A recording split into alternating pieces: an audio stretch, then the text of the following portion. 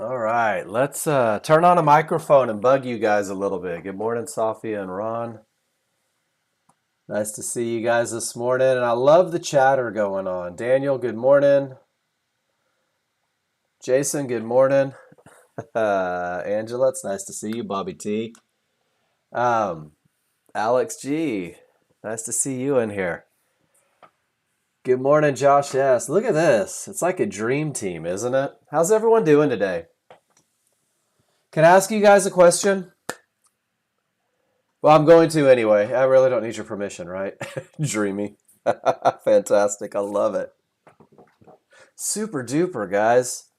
All right. How many of you, here's your question for the day, guys. How many of you went back and looked at the trades you took yesterday after the day was over? Good morning, Claire. How many of you went back without the threat of emotion, anxiety, without that intense feeling of, oh my gosh, what's going to happen right now in the moment? How many of you went back and studied your trades? Anybody? Bobby, you did? Alex, Safia, you did? Did you notice anything in that you didn't notice in the moment? When you go back and you look at those trades, you always do, right? It's easy to go back, guys. It's easy to go back when there is no fear of loss. It's easy to go back when there's no adrenaline, right? So I want you to do this in the moment. I want you to understand that until you have so many pictures in your head of the right thing, Safia, until you have so many pictures in your head of what it means to have a clear path, you're going to get caught on this one every now and then in the heat of the moment. Does that make sense? Absolutely. Safia, you're doing great. You're doing amazing. But how many times? So Safia, in the moment, it looks like those small triggers are going to break, right? It really does. That's okay. Do you know why?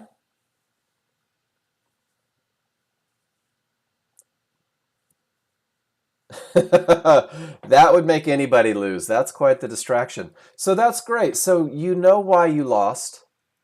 So today you take a deep breath and you say, this was my problem yesterday. This is what I did. Maybe it was termination conditions. And you're going to say to yourself today, okay, since yesterday, I struggled a lot with termination conditions. Today I'm going to make sure that I have a 100% clear path. And it's not going to be close, and it's not going to be maybe. Because, Safia, if you're coming into a termination condition and it looks like that, and you're saying, hey, it's probably going to break. Good morning, Ziva. Good morning, Luciano. How many times, guys, do you see this look right here and go, well, it's about to break. I'm pretty sure it's going to break. Look at those small triggers down. It's got to go through there, right? It doesn't, guys. And when it's this look, let's see what the next bar looks like. And it's this look, and it's so stinking close. That's when you get this look. Does that make sense? Give me a Y in the room if you're with me, if you've been with me a little bit. When it is this close at a termination condition, and that termination condition works, guys, it looks like this. So let's take that little tidbit of knowledge today and say, hey, let that thing break. Let it be obvious. Thank you, Ron. My least favorite word in the trading world, in the education world. Because obvious means something different for everybody, right? But the goal and what we do in this classroom and what we're going to do every day for you guys is we're going to figure out where it gets difficult for you, and we're going to work through it together, and we're going to fix that. Cool? So Safia, you've identified today. Today you're committed to a clear path, right? And that means that you're going to have to sit on your hands. It means that you don't get to trade every 3 minutes. Because that's what it is we start getting bored. We're like, oh, I haven't had a trade in 20 minutes. Why is the market not just giving me all of its money? I've done it. I've been there, right? And you have to. That's trading.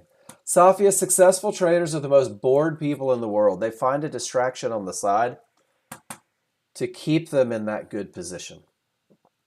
All right. Happy St. Patrick's Day, guys. I forgot. It's the national holiday of beer, right behind Cinco de Mayo.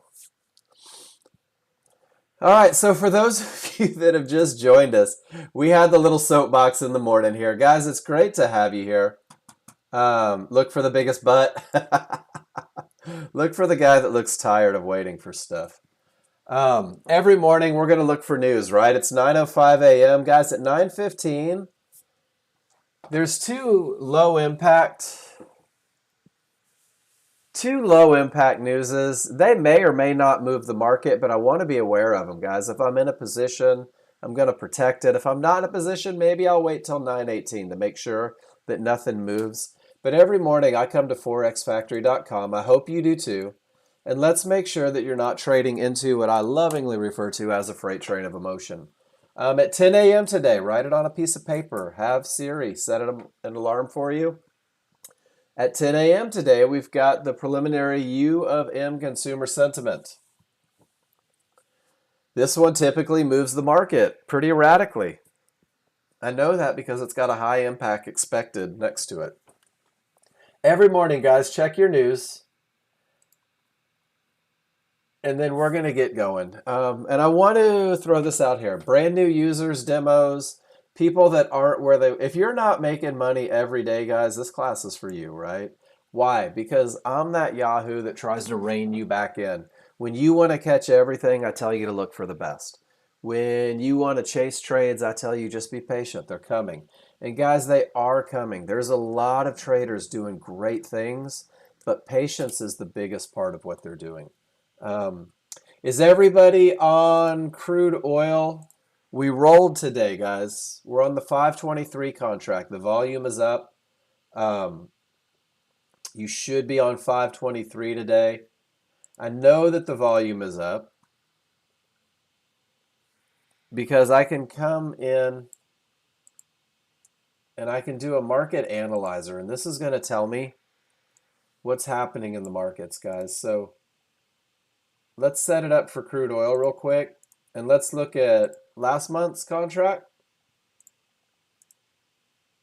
and let's look at this month's contract, or May, April versus May.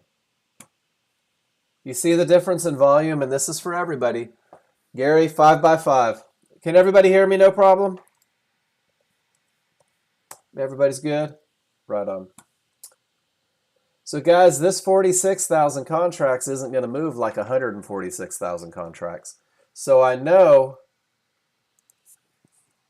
that it's time to get onto that 523. Somebody at some point during the day is going to tell me that our charts don't match, and it's because they haven't rolled contracts. So guys, if you need help rolling contracts, straight from the education page, if you go to the software user guide,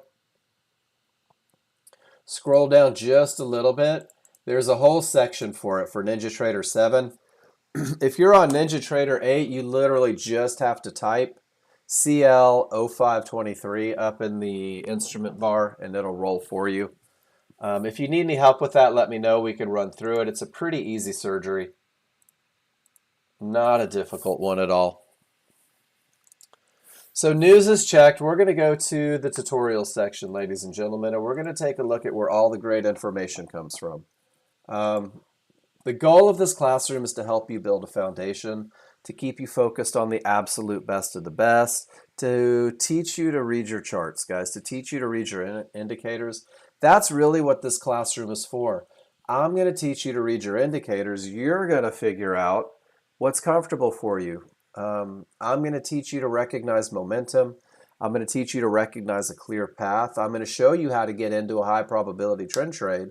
But ultimately, you're going to take your ability to read charts and create a trading plan that suits your needs, that suits your risk tolerances. So we build this foundation very much in the first hour, and we're going to focus on a high probability trend trade. And the high probability trend trade really is just 3 rules. It's 3 rules that happen on 2 charts. I don't know, Gary. That's weird. You know, my wife had that on her laptop. There was something weird where she couldn't get the volume unless she unhooked the speakers. And then she could get them through some, I don't know, it was weird.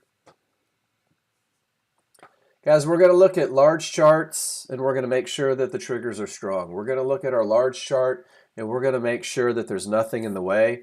And then we're going to look at our small chart and we're going to make sure that we have an area to enter at. This is your high probability trend trade, guys. It's 3 rules that provide 3 very clear advantages. And these advantages don't just apply themselves to the high probability trend trade. These advantages are going to go into any and every trade that you want to take ultimately. But you'll be able to read your indicators. You'll be able to take a look at your charts from the study that you put in going after this high probability trend trade. And you're going to understand 3 key concepts, right? You're going to understand where the market is likely to continue. And you'll be able to use that point for an entry, rule number 3 for a high probability trend trade.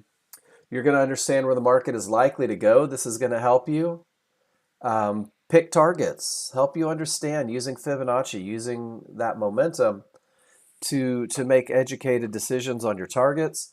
And you're going to understand where the market is likely to stop. And guys, as we saw this morning, where the market is likely to stop tends to be the challenge for new users because it means that you have to wait. It means that you really just have to be patient for a second and say to yourself, hey, I don't have a clear path. The market's at a place where it's likely to stop. I'm going to go walk the dog. I'm going to go grab a beer. I'm going to go do whatever it is you do.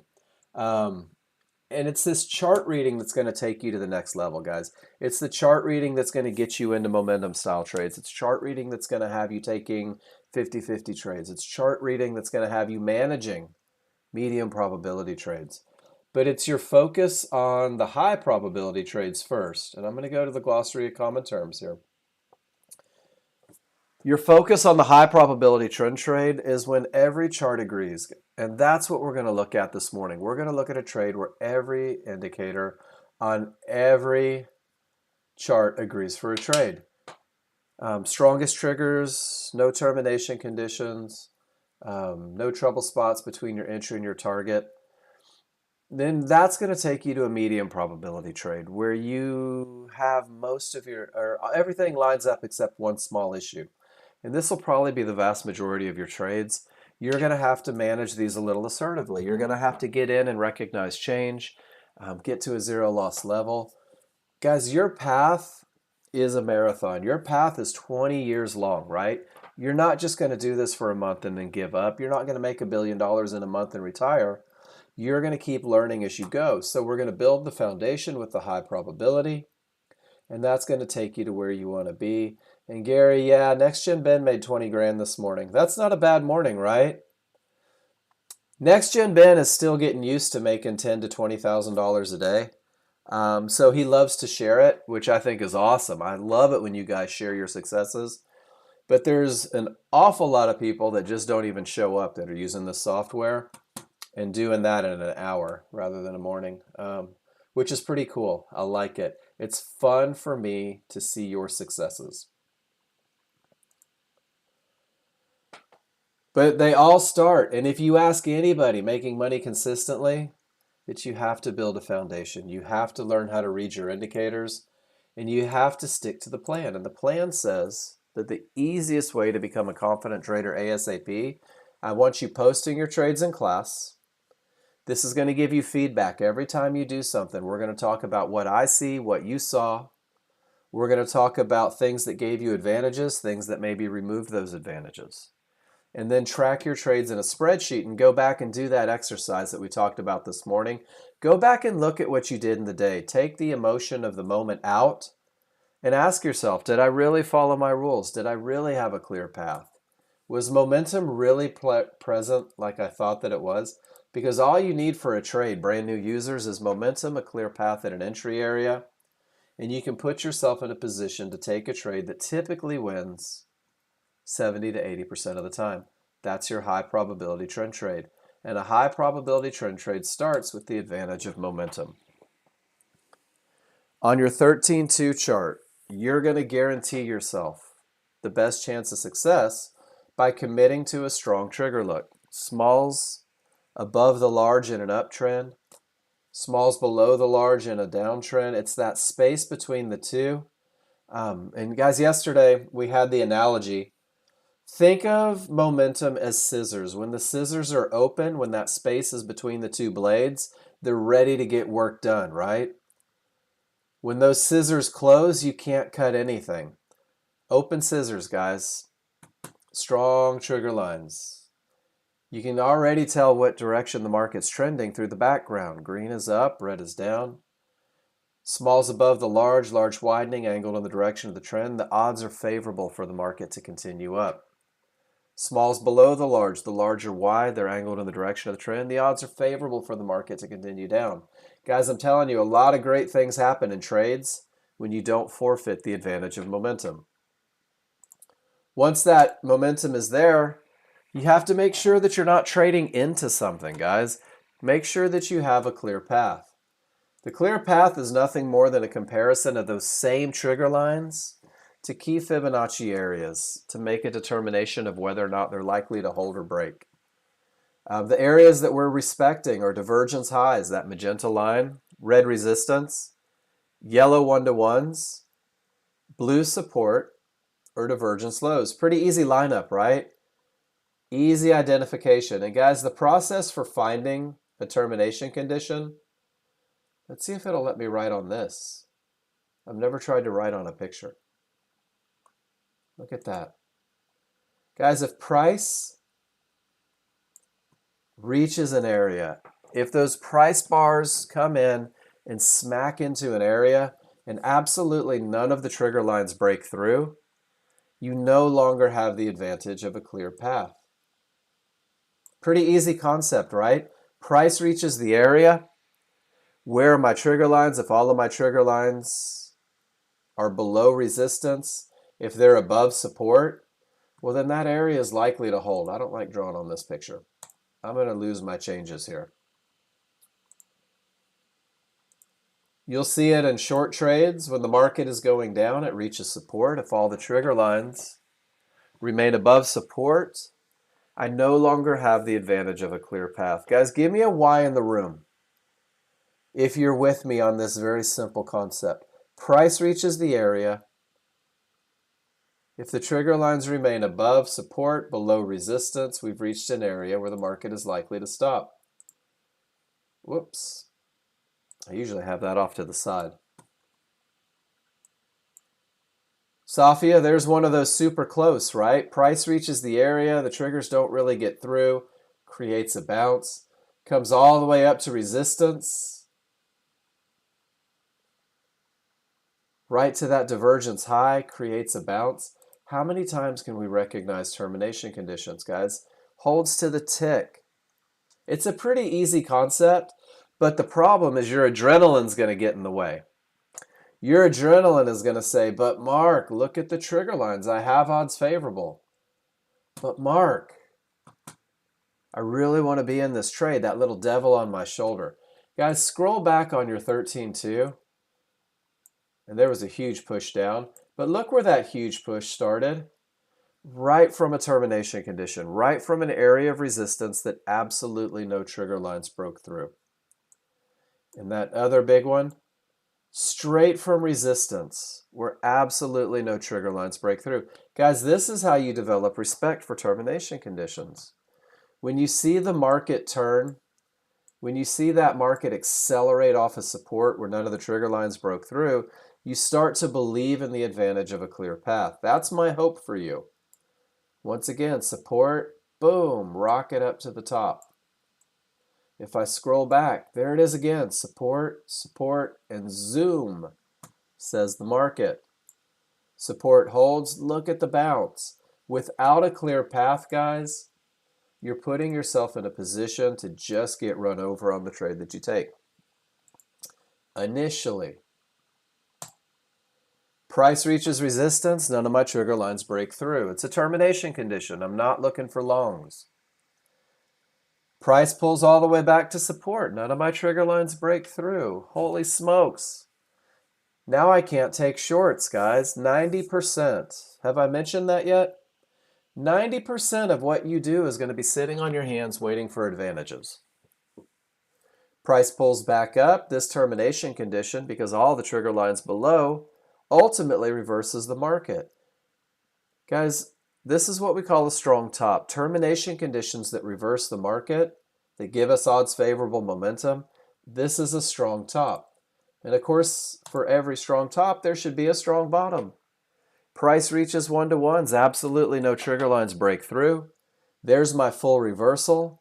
There's my odds favorable. There's my best of the best trade, right? But you have to let all of this nonsense happen so that you can catch this one. Does that make sense to everybody? We can identify momentum in the moment. It takes a fraction of a second to get good at that. You're going to see termination conditions probably within the second day. It's going to take you a week, a month. That really just depends on how stubborn you are. I was extremely stubborn. It probably took me about 3 months of losing trades into termination conditions before I finally believed that they may reverse the market. I'm not proud of that, but I'm willing to share it because it's pretty normal. It's a pretty normal concept. So guys, we're going to give ourselves the simple recipe. We're going to have momentum, and we're going to have a clear path. And when we do, when my 13.2 says that the market is railing in the right direction, when the market has absolutely nothing in the way, I'm going to take that broad stroke of a brush that the 13.2 provides, and I'm going to refine it. I'm going to use that 5.1, and I'm going to be able to pinpoint my entry area, that third part of the equation, where the market is likely to continue. And once again, it's a simple concept if you allow it to be. We're moving through a little bit today, guys. I'm going to do as much live market as I can. If I talk about a concept and you'd like some clarity, I want you to say so. But what we're going to do is we're going to watch the live market a lot today, and we're going to let these 3 rules play out and look at them and analyze them and talk about them in the moment. And you guys are going to post pictures of your charts so that we can see what you're doing. But when the market is trending up and I have odds favorable momentum and there's absolutely nothing in the way, this is what my 5.1 chart's going to look like. And I'm going to show you this picture. I like this picture. 13.2 chart says odds favorable. 13.2 chart says nothing in the way. Guys, this is the large crowd mentality. This is the biggest, richest people in the world making it go. Maybe not in the world. In order to find our entry, in order to refine this broad stroke of the brush, this large crowd mentality, we're going to count on a small crowd to give us just a little push against that momentum, to give us a little push against that trend. And we're going to find our entry, and we're going to use a limit order, meaning that you're going to wait for the market to come to you. You're going to use a limit order. And you're going to wait for a tiny little pullback. And that pullback's going to be to an area, fibs, mid-bands, or one-to-ones. And that area is going to be inside the favorable large triggers. And guys, here's the picture Ron's talking about. As a small trader, right, it's important that you understand where you are in the food chain. The sharks are the big money investors, guys. These predators, they're out there. They're creating momentum. They're creating these tops and bottoms. They're making sure that there's a clear path. Guys, we're going to let them establish the trend. We're going to let them establish the momentum. We're going to let them put the market in a place where we have a clear path. And we're going to behave as remoras. We're going to let them do all the work, and then we're going to take a little piece of what they did. So there's your shark photo. And this is how we do that, guys. They've established momentum. I know, Mohammed. True story. I have kind of a fear of being eaten by sharks. I don't know why. Everything says up, guys. Large crowd says go. This is our look on our 5-1. Going to focus my attention on areas. I'm going to focus my attention on the large triggers. I'm going to see where they're coming together. Fibs, mid-bands, and one-to-ones.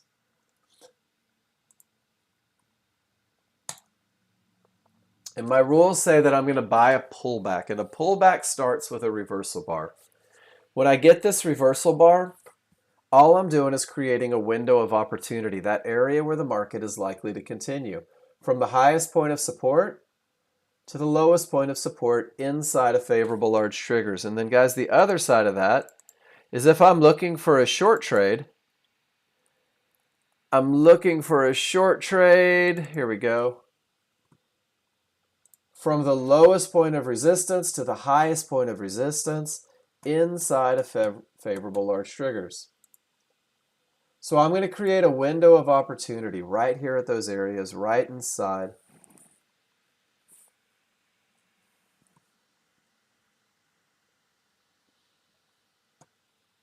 Gerson, I'll answer your question in just a second. I don't want you to think I'm ignoring you. When we create the window of opportunity, guys, your job is to put a limit order at the top. Because of the momentum on the 13-2, everything is screaming up. There's nothing in the way. We're going to enter the market at the top of our window of opportunity. Price has to pull back, a small retracement counter the trend. Remember, those small groups fighting the big group. And if it pulls right back to that area of support inside of favorable large triggers, I'm in a long trade. I've bought the market with the advantage of momentum, with the advantage of a clear path, and with the advantage of having gotten in where the market is likely to continue. Guys, isn't that the perfect recipe for a high probability trend trade? For a trade that has every advantage on every chart? This is your first 20 days, guys. Learn to read the indicators to give you these advantages, and the world becomes your oyster. Because you wait for the pullback, your initial stop goes outside of the window of opportunity, where the market shouldn't go. And I'll take this one with these advantages 1,000 out of 1,000 times, because 70 to 80% of the time when I follow the rules of a high probability trend trade, this is my reaction. This is it. Profit target reached. Because we wait for the pullback to the area inside of favorable large triggers, our risk is reduced, our profits are increased. We have more potential for profit. And I'm going to give you one more picture. What's a favorable large trigger? A favorable large triggers means that both your large and your synthetic are one on top of the other. They're trending together, close to one another, because when they do, that window of opportunity becomes smaller. It becomes tighter. There's less area where the market is likely to continue, which means that there's a reduction in risk. Does that make sense, everybody?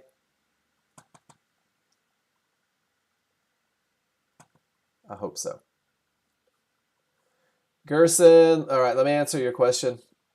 I wanted to get through entries, and now we'll answer. We'll leave that live market playing in the background while we do it. Gerson, you said, let me ask, when I get ready every morning to start trading, how do I know what the two bands, red for resistance, blue for support, are? Which ones are they? Where can I find them? Like, you'd like to name them both until you get used to seeing them and not confusing with so many lines on the platform. Gerson, I'm not 100% sure. Anytime the market is below trading up into, it's resistance.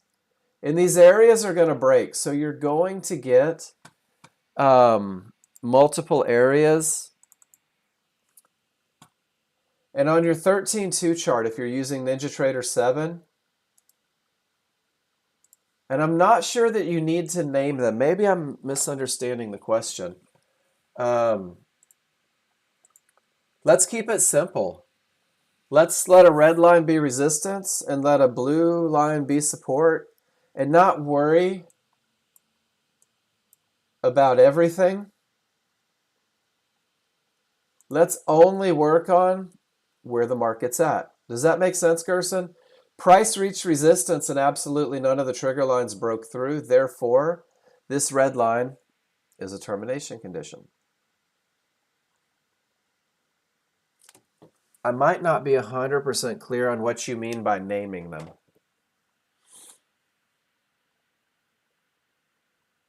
Are you trying to weigh them out, which is more important? Because I've had people do that. I just want to make sure that I answer your question.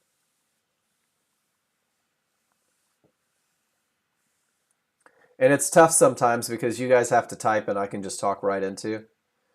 Yeah, absolutely. I mean, they're right here on your chart, right? So I think I can answer this. If your market looks like this, everything's up, you have momentum, Gerson, it's 68.23 where the market is likely to go. So what you're doing is if you're waiting for that opportunity, you want to make sure that 68.23 isn't hit with all the trigger lines below if you're going to take that trade. Does that make sense? And on the same token, if everything's going down, identify the areas that you're coming up on. I'm coming up on 67.40. I'm coming up on 67.35. And until I reach them, I can take a trade. But once I reach them and the trigger lines don't break, then I don't worry about it. And the market starts to move up. And I'm saying, all right, 67.80 is probably my first stop. There's my first stop. Look at that momentum coming through. The small triggers break. Everything says up. This is the look that breaks areas. But we still respect termination conditions. And the market will play for a little bit and it'll bounce. So now I know that until this area breaks, I'm not looking for long opportunities. Ultimately it does. And it takes us right up to the next area. So in the moment, Gerson, I think that if you're just aware of what we're trading to, right now we're trading towards support. We have odds favorable momentum. We're coming from a termination condition. Support was likely to break because of the momentum. Guys, if I make a window of opportunity, I can pick where the market is likely to continue based on the area of resistance inside of favorable large triggers. I don't have a clear path completely because this area hasn't broken yet because both trigger sets haven't gotten below it. And that one's going without me there. So the only one that I'm concerned about, Gerson, is the one in the moment. Because this is the one that's going to let me know whether or not I have a clear path. The ones beyond the moment, let me tighten it up. The ones that are beyond the moment, if that makes sense, these are the areas where I'm likely to go with all that momentum. So I can start looking at these places for profit targets. But right now, the only fib that I'm concerned about is this one right here with the potential to break. And I say potential because the small triggers have gone through, but the large triggers have not. And there's a two-step process, right? If price reaches support and none of the trigger lines go through, it's a termination condition. If just the smalls break through and the large don't, it has the potential to break with momentum. But until these large triggers get below support, support has the potential to hold. I don't have the advantage of a clear path, which means that if I'm looking for a trade on my 5-1, I really want it to be a great looking trade. I really want to make sure that that entry is coming from a tight little window of opportunity. I want to make sure that that entry is from an area. Preferably, I don't want divergence coming into my entry. And the market just opened. That was a little push off the open. But let's see what happens. This is an area with potential to break. Two divergences let me know that I'm losing momentum as we come to this area. It's easy to identify where it may continue from if it's going to continue. But guys, this isn't a high probability trade because I don't have the advantage of a clear path. Does that make sense? So if you took the best shot, you might have stayed in that short because it pulls right back to resistance inside of favorable large triggers. Guys, this is your first medium probability trade. The advantage of a termination condition, the advantage of momentum, the advantage of an area with the potential to break because of the trigger strength, and then being able to pinpoint and get in at that best of the best area makes it manageable. Small triggers are still outside on that second divergence, and it pulls right back and retests the area and then drops like a ton of bricks. Guys, this is what we're focusing on. Gerson, did that answer your question? I feel like that may have turned into a little bit of a rant. Small's outside the large still. The large are down.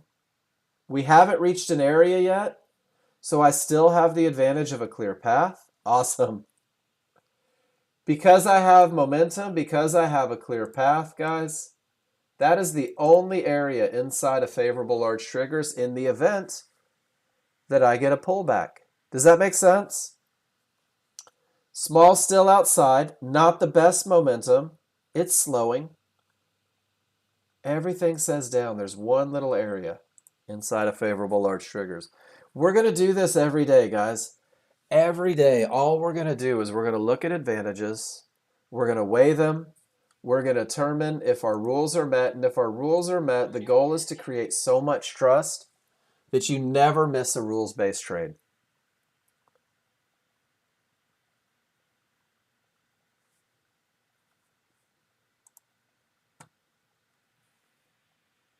It's because you're on the 423 contract, Gary. We rolled over to 523. When your sound was out, you didn't hear me. You're on the April contract. I'm on the May contract. And then Gerson, there's that one that we said if it breaks, that's what we're looking for, right? What a great profit target, because we can see that area all the way back here at our entry. I sure hope some of you caught that trade. That was a nice one. And then the same thing on the S&P. Loss of momentum lets me know that the market is slowing down. Multiple divergences on my 5-1 tells me that I'm losing momentum as well. I'm not looking for the long trade here. And then price pulls down straight to support. Guys, textbook termination condition. This is what's going to frustrate you as a new user. There's so many damn lines, Mark. How am I supposed to make money? Well, you do it by learning to recognize this look right in the moment. Does that make sense, everybody? You want to go through an entry together? New users, old users? What do you say we find a window of opportunity together? Let's get rid of everything but trigger lines. Let's do nothing but rely on momentum. Why? Because everything starts with momentum, right? Let's get rid of that white circle. All right, Gerson, I'm going to put it on you. Do I have odds favorable momentum?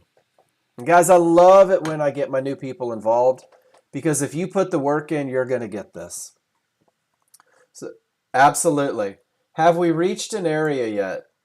Not yet, right? So I have a clear path. Can we agree that rules 1 and 2 have been met? If I'm not sure about my rules, how about if I give you guys a checklist that you can use? Let me give you a checklist that all you have to do is print this out and put it on your desktop, and you can make sure that you're looking for the right stuff.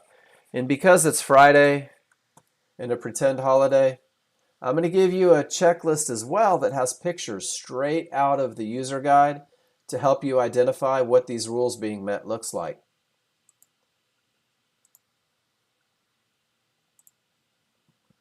So we have odds favorable, and we have no termination conditions. So my rule number 3, guys, I like it if you get in the habit of saying it. Rule number 3 says that I'm going to use a limit order, which means that I'm going to wait for the market to come to me. I'm going to sell a pullback, which means that market has to go up while everything says down. And it's going to be at an area inside of favorable large triggers. So Gerson, is this 5-1's moving down because our rules are met? you're just kind of looking. Man, I see strong triggers. I see a mid band up here. I've got resistance here. You're just kind of eyeballing. But we're waiting for one key thing to determine that window of opportunity. Do you remember what it is, guys? What are we waiting for on that 5-1 so that we can determine our window of opportunity? Anybody? We're getting close. Everything says down. Look at that market go. Ah, there's my reversal bar. This reversal bar signals the beginning of a pullback. What's a pullback? It's a small retracement in price, just like this, counter to the underlying trend. Guys, when you have a pullback on your 5-1 and it's not high enough to create a reversal bar on the 13-2, it looks like these tails right here. Absolutely, Tank. So there's my reversal bar. Guys, this is the easiest way I've been able to train my brain to find the area where the market is most likely to continue. I'm going to take my rectangle drawing tool and I'm going to go from the highest point of my triggers to the lowest point of my triggers. Because where does our area need to be? Our area needs to be inside of favorable large triggers, right? And then I'm going to take that box and I'm going to squish it a little bit. From the highest point of resistance to the lowest point of resistance.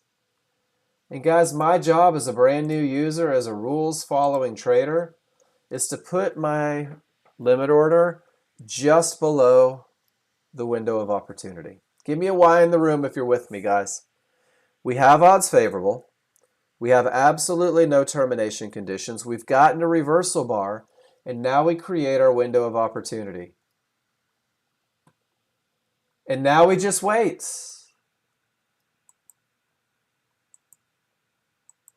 All right, congratulations. Gerson, you are in the market. It's 67.79. You're in the market with the advantage of odds favorable momentum. You're in the market with the advantage of a clear path. And you're in the market coming from the area where the market is likely to continue.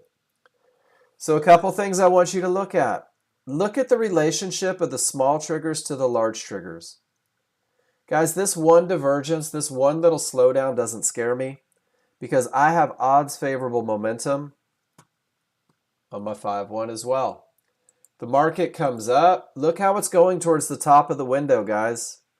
That's terrifying for new users. You're going to want to move your stops. But where does your stop go?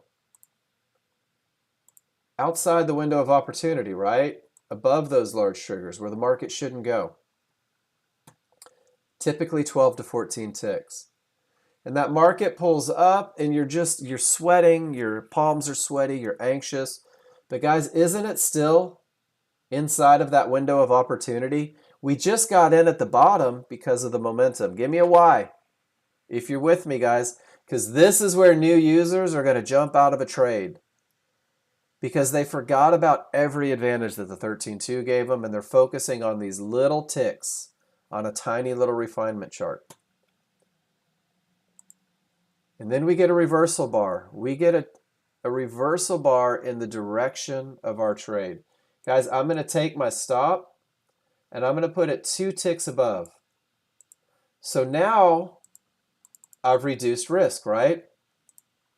Let's make it tomato.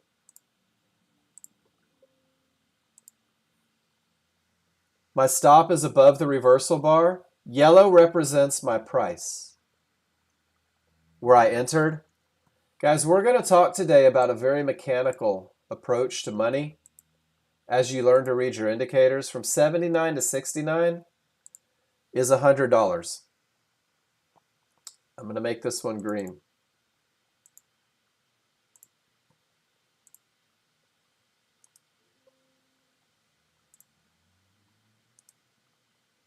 I'm going to try and copy this one.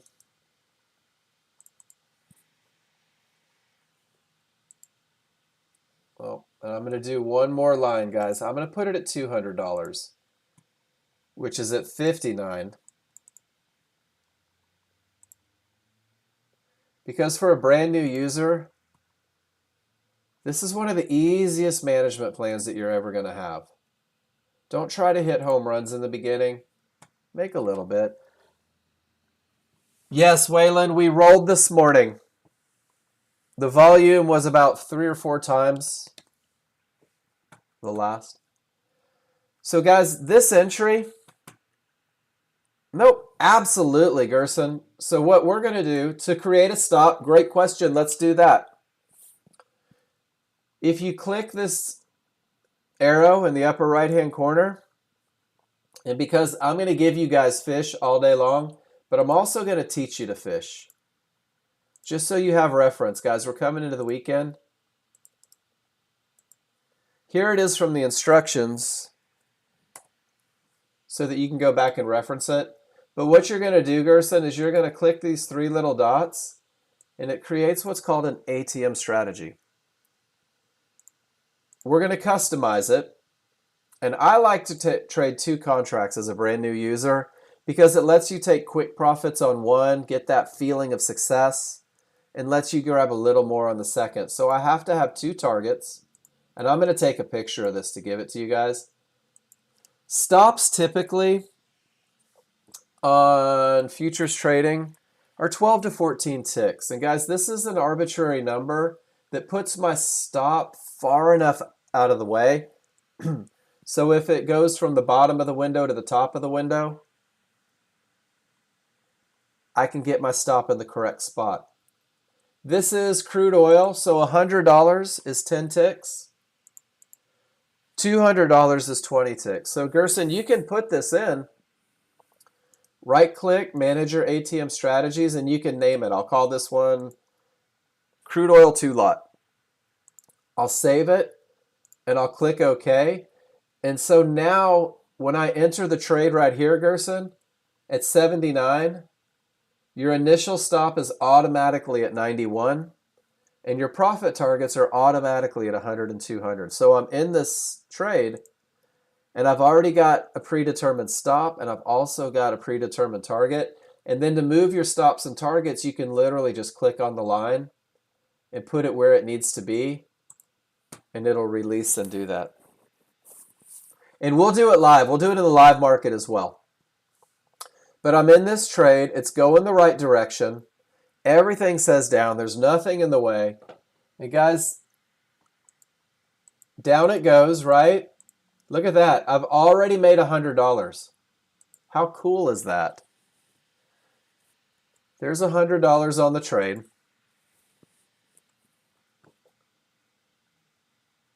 My small triggers are still outside of my large triggers, and I love this look, guys, and this becomes important as you learn to manage. I get a second divergence, but my smalls are still outside of my large. I still have odds favorable momentum. I still have no termination conditions, and I still have, watch this, don't I still have an area for entry inside of favorable large triggers? Do you see it? If you caught this trade, you've already made some money. Is there any reason we can't take another trade, take an add-on? I would. I was in 2 contracts initially. I have $100 in the bank. As it pulls back, guys, I might add more contracts right there at the window of opportunity because the rules are still met. Give me a Y if that makes sense. Guys, one of the things you're going to be able to do is make cash twice on the same area. It pulls right back to my window. There's my next reversal bar. Watch this. At this point, I have 4 ticks of risk, guys. I've already made $100. There's 200. If we're doing it again, there's that $100. So we've already made $100 twice. Where's $200? 59? And look how it goes. There's your $200. And as you grow with the software, guys, guess what's going to happen? You're going to recognize odds favorable momentum, and you're going to start holding for bigger moves. So your job as a brand new user is to go back, and I want you to look for these opportunities. Let me get rid of all this drawing nonsense.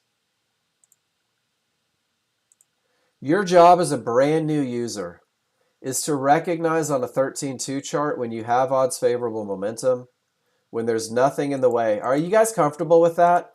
If I scroll back, it's not hard to see these tails when rules 1 and 2 are met, is it? If you're brand new, this is your homework on the weekend, guys. I'm scrolling back. See how I have to be patient? I'm waiting for the best of the best.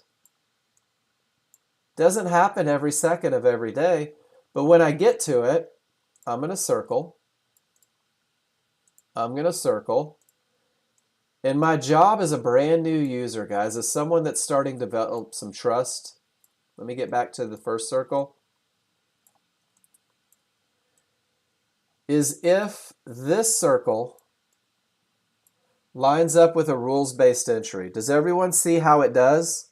Odds favorable, no term, pulls back to resistance inside of favorable large triggers. Guys, if this lines up as a rules-based trade, your job is to take a picture. Why are we taking the picture? Because we're burning this image in our mind. Your next job is to write on that chart. Rule 1, momentum. Rule 2, no terms. What are we doing? We're reinforcing the rules.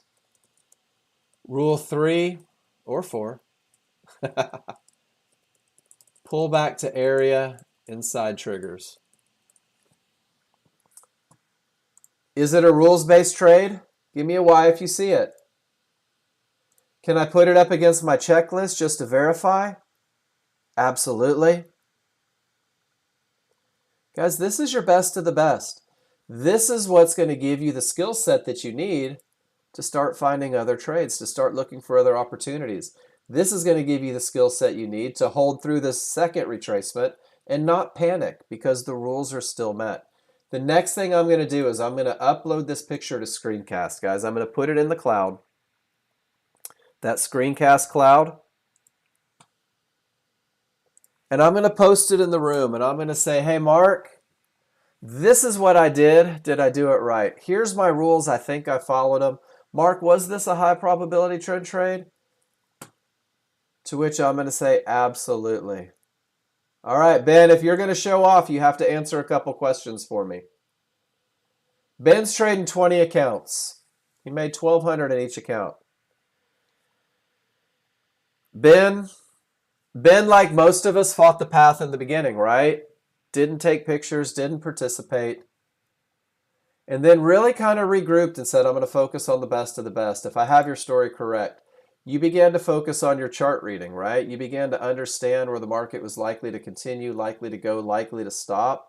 And you took that basic, simple foundation and turned it into a trading plan. Does that sound about right? You drank the Kool-Aid. Guys, we all fight this in the beginning because it's not as much fun as trading every second of every day. Keep it simple. Focus on the best of the best. Use that checklist for the first 20 or 30 days, guys. Give yourself the ability to really read your indicators. Ask for help. Post in the room. Post your questions. We'll get you where you want to be. Hey guys, once I take that picture,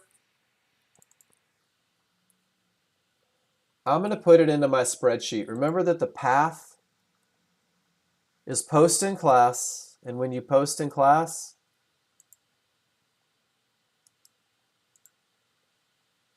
put it in a spreadsheet so you can go back and study it. Perfect trend trade short. Guys, there it is. So now if I want to click on this in the morning, that's the best of the best. I know exactly what it's going to look like to get me to pull the trigger, to get me into that trade. Give me a Y if you're with me, guys. Is everybody using their spreadsheet? I hope so. Guys, if you're not, you're hurting yourself. I believe John Novak updated. He said that he would. I told John to steal my trades. Nope, not yet. We'll do that this weekend. Guys, I'm going to give you my spreadsheet. All right, this is our Friday gift. I'm giving you all my toys. Here's a copy of my spreadsheet, guys. There are 120 pictures of high probability trend trades. Study them this weekend. Burn that image in your mind. Burn that image in your mind, guys. Give yourself the best of the best. Let's see what the live market's doing for us right now. Termination condition, right?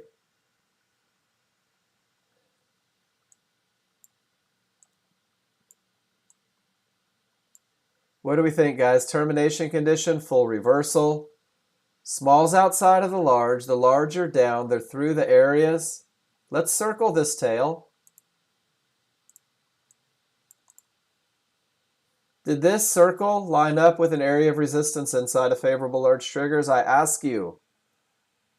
Nexgen users, did we have the rules met for a high probability trend trade?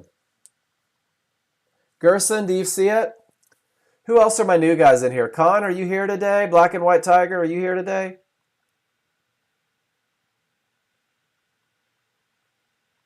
Guys, I see it.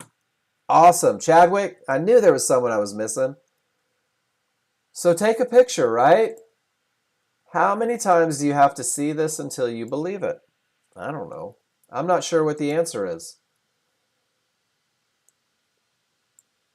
Let me find my checklist. Guys, I take a lot of pictures. That's 3,700 pictures. This has only been going since the beginning of November, I think. I take pictures every day of everything. Every pattern I see, every trade I take, every pre-trade before I get into the trade. I take pictures after the trade. I annotate my charts going in. I annotate my charts going out. And I always use a checklist, guys. Every trade I take has to pass a checklist. Is the market coming from a good top or bottom? Absolutely it is. There was a termination condition that creates a full reversal. Do I have odds favorable momentum? I do. The smalls are still outside of the large. No termination conditions. Both small and large have cleared the path. After class, Ron. Did I have an area for entry inside of favorable large triggers? Absolutely I did, guys. Once again, I have a high probability trend trade. This just happened in crude oil. I hope you guys caught it. If you didn't catch it, if you hesitated, if you were scared, worried, anxious, whatever, I hope that you're taking this picture, annotating it as well, developing trust. Guys, we have news in 3 minutes.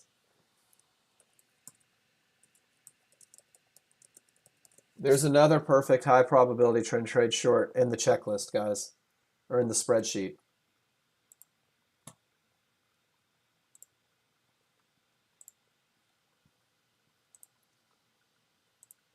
Support to resistance. Support breaks, smalls below, large above. Order pending. Does that look like a limit order just below the area of resistance inside of favorable large triggers? Does anybody see it right in the moment? How quickly did that happen?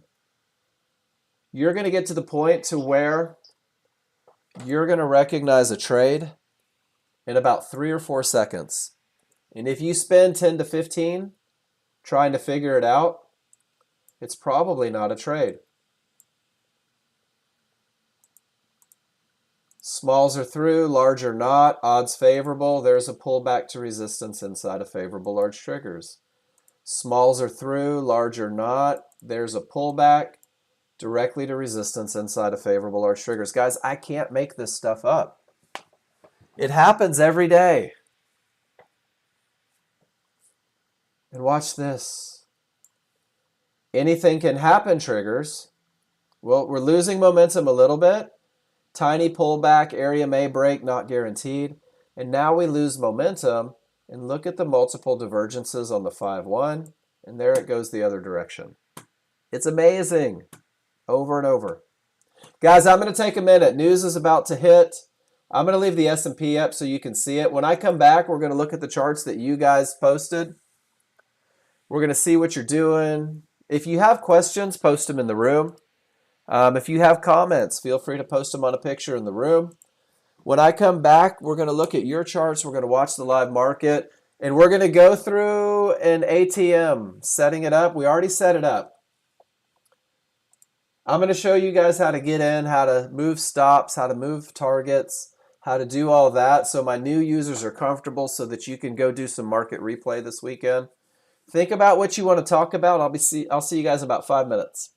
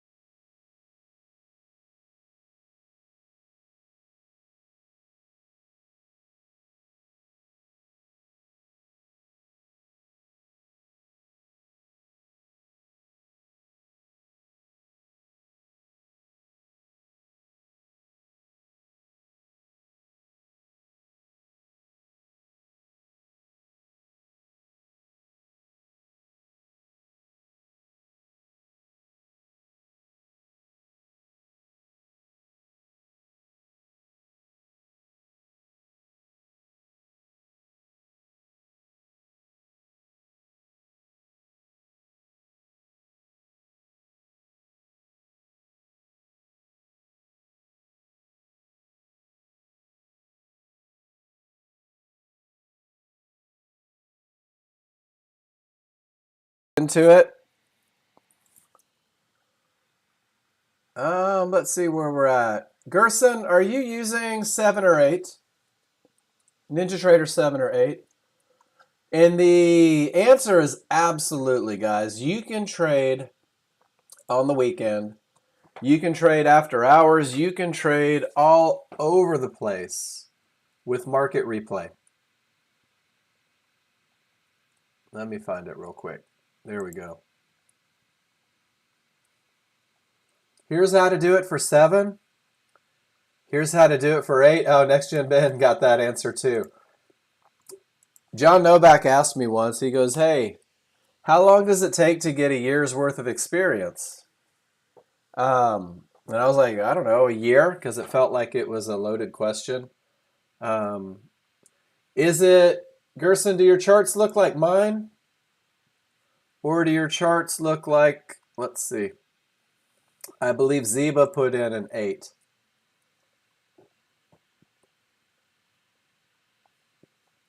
There's really no difference between 7 and 8 other than the look. They look like mine. Yeah, then you're on 7. So you'll want to watch this video. It took me about 3 times to really get comfortable with doing it. So I would recommend, if you've never done market replay, guys, let me go to the one that I like a little more. If you've never done market replay, especially if you're running 2 monitors, this is the easiest way to do it. Is I hit play on this video, and then I had my control center up on my other monitor, and every time this video got to a step, I would hit pause. Gary, I have no idea about any of that stuff.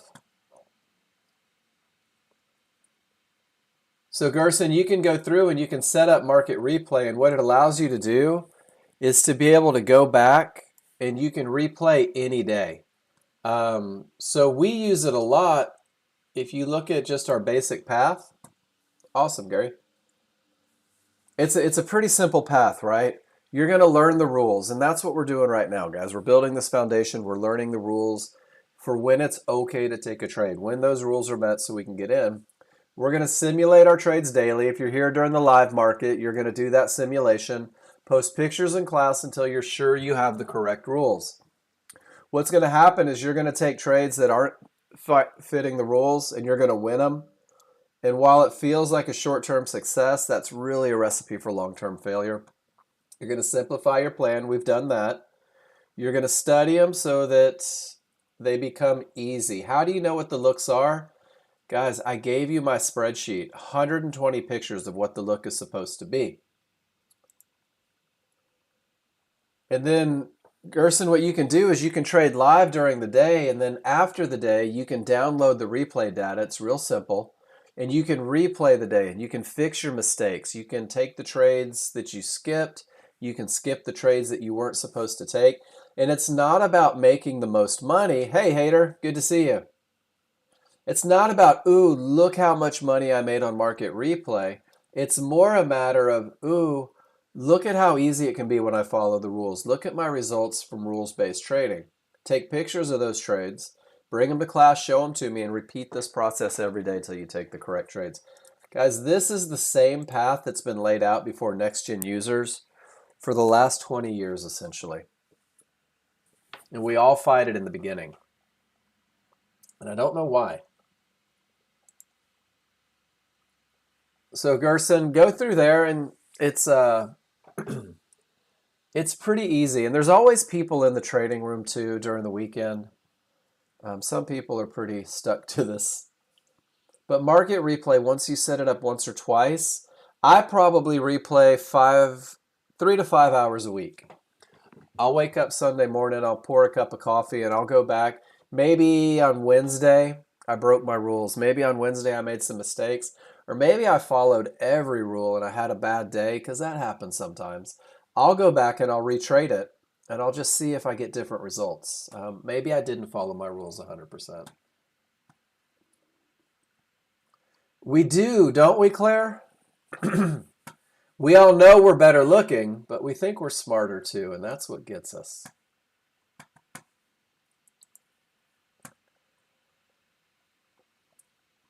So guys, let's talk about momentum. With odds favorable momentum, gosh, there it is again. How many times is the market going to continue from areas of support or resistance? Do you see it again, guys? Did anyone take it? Did anyone take a picture and put it in their spreadsheet already? Do I sound like a broken record? Momentum, clear path, use a checklist, right? That's coming from a termination condition. I have odds favorable. Small smash through with odds favorable momentum. Area for entry. Guys, there's my happy face. This is a high probability trend trade.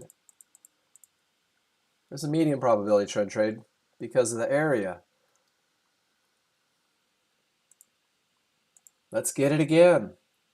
Let's put it in our spreadsheet, right? That's that 50-50 look, that area with the potential to break but hasn't broken yet. I'm going to keep building pictures in my spreadsheet, guys. I'm expecting you to do the same. There you go. There's another one.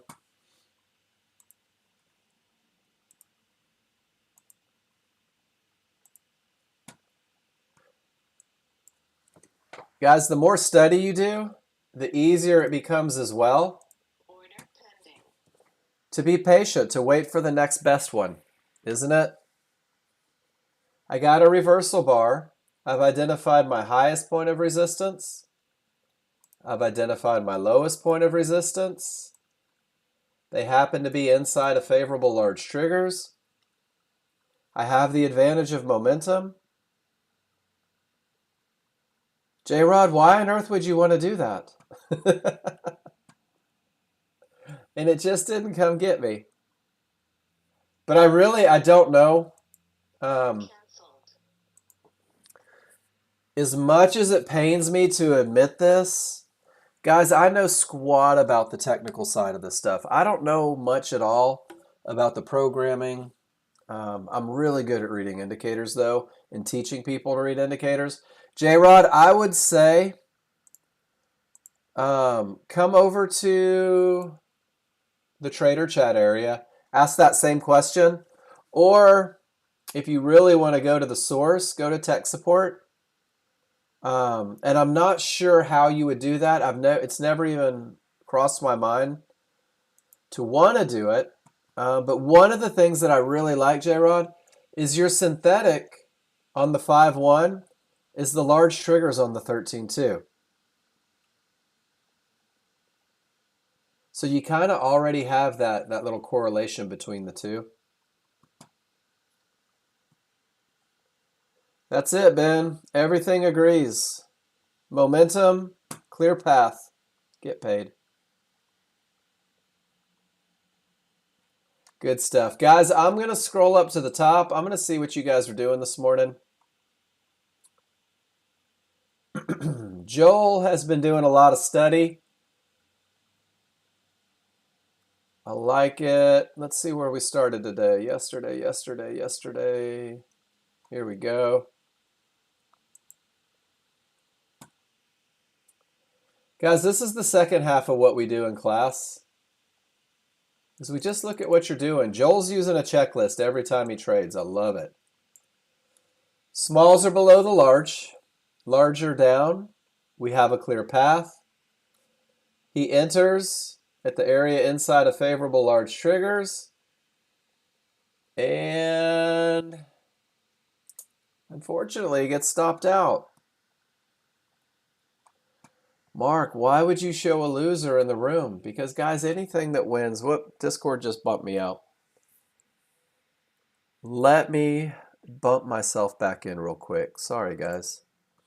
It likes to do this to me every now and then.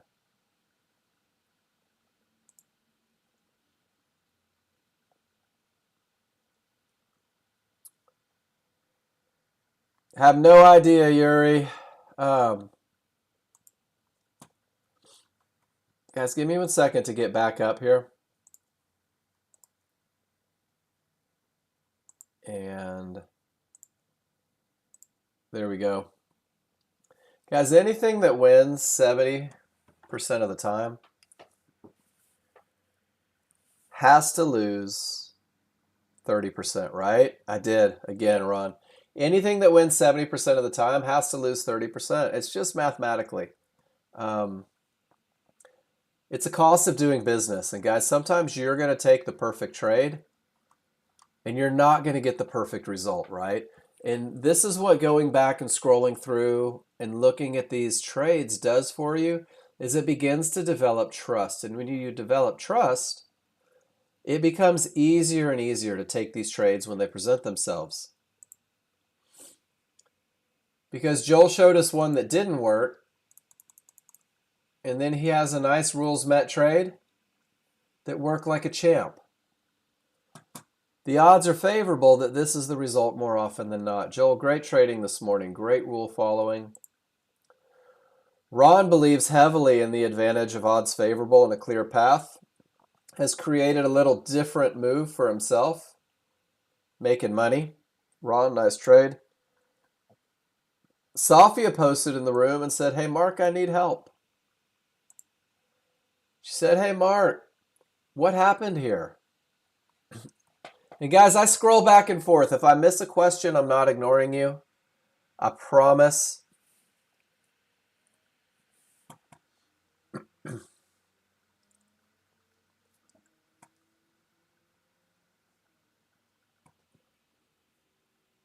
Safia said, "What happened here, Mark? Help me out. I had odds favorable momentum. I thought that my trigger lines had broken through the area, and look at my entry, Mark. It's perfect. What on earth happened on this trade?" All right, new users. What happened on this trade? Look at the 13.2. Price reached resistance. Not one of the trigger lines broke through. What rule was broken going into this trade? Does anyone remember? Gerson, Chadwick? What advantage did we give away?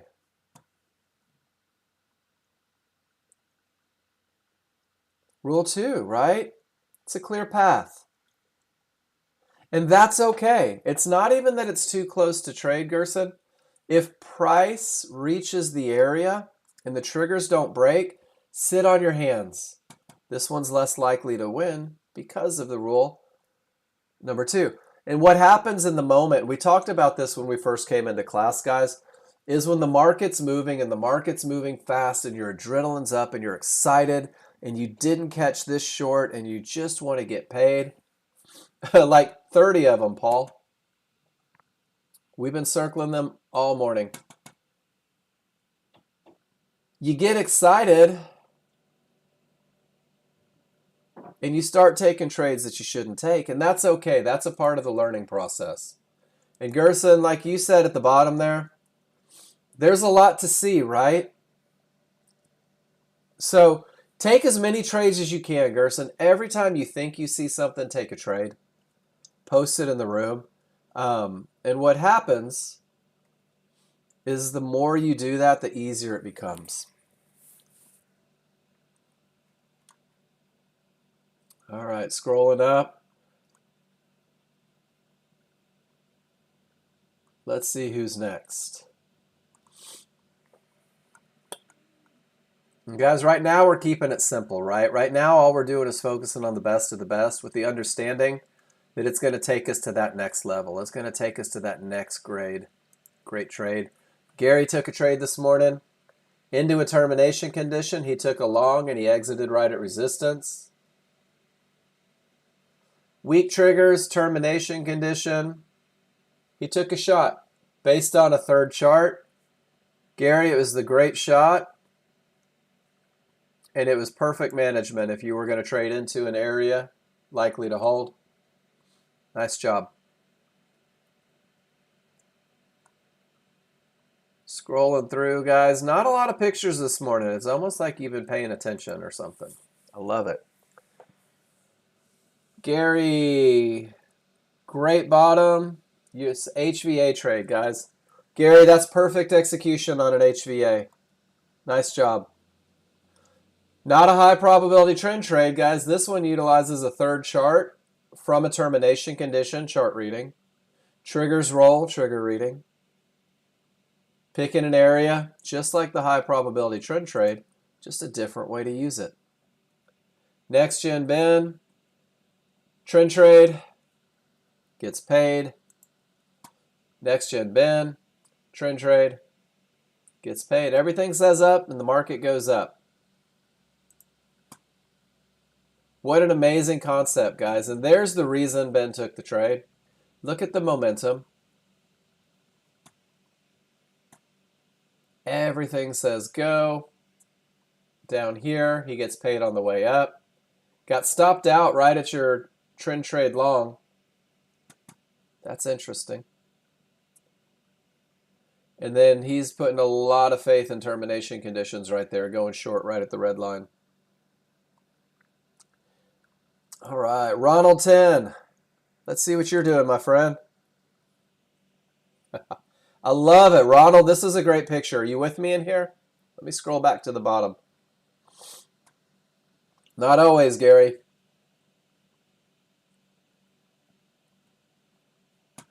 So Ronald, odds favorable, great recognition, right?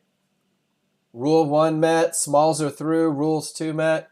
And you circled the correct entry, right? So after the fact, that's the one, oh no, it's going without me.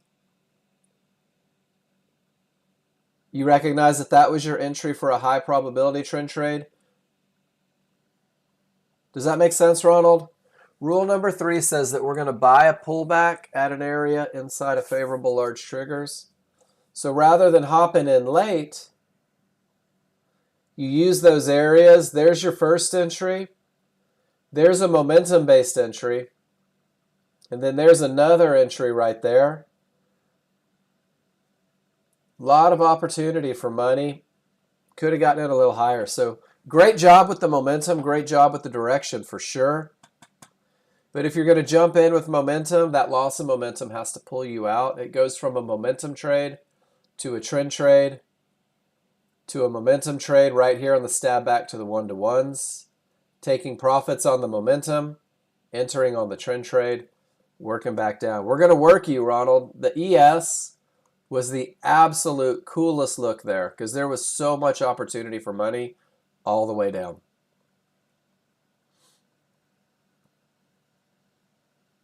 I just saw the taco break picture.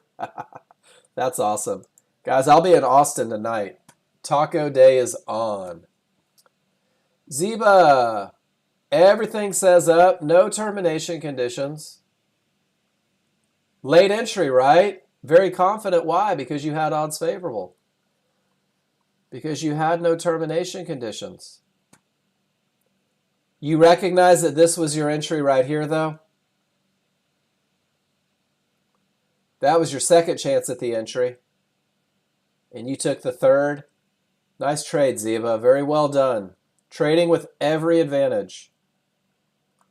Doesn't it make life easier, guys, when everything says the market's going that direction, when all the momentum is that direction, when there's absolutely nothing in the way, and you get that rock star entry and get paid? Gary, beautiful trade. Nice job. Momentum, path, entry. That's all it is. And you guys are nailing it. Stephen F. Oh, Stephen, still not trusting it. That's all right. We're going to get you there, I promise. Beautiful look, right? Stephen, you with me? Everything says go. You knew everything said go. And after the fact, I love that you went back and annotated and said, uh-oh, that's my entry. This is beautiful, though. You still got paid. And I like your target right there at that key area. Steven, nice trade. Direction, momentum. Could have made a little extra money getting in at the best of the best, but nice job.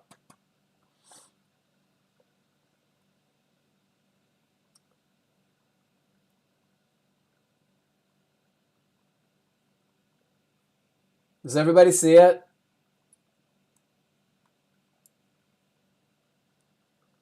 No worries. And Steven, I scroll from top to bottom, so sometimes it takes a minute to get to your picture. Odds favorable. Everything says up. 10 km. Nice to see you in here. Look at that entry, guys. And he was even late. Beautiful trade.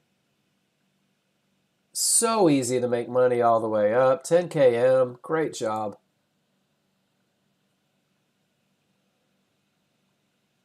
And then there you go. There is that barely even 50-50 10K. Right? The smalls are trying to break, but they haven't really. You take a great entry, which makes it manageable. 10 km, do you see how that area hadn't broken yet? It wanted to. You were anticipating the break. The first divergence says we're slowing down. The second lower divergence with the small triggers right there says don't lose money. You're anticipating a potential break, but you don't have the information that says that it's going to yet.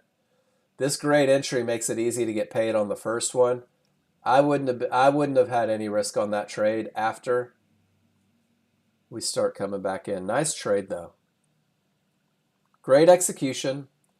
Guys, if you're going to take a risk, if you're going to break a rule, those great entries are going to help you manage it.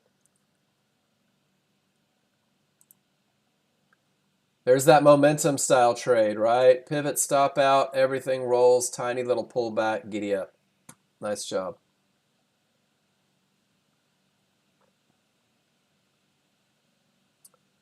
All right, Stephen F., let's see what you did. Treated the midband as a termination because the large triggers were a full bar away. Great read, Stephen. Smalls below the large are wide. They're angled in the direction of the trend. Perfect pullback to an area of resistance inside of favorable large triggers. It just didn't work, did it, Stephen?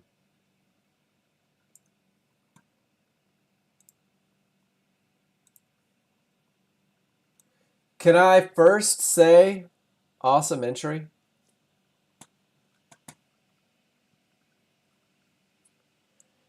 This is my favorite part about this class, guys. Let's go through this.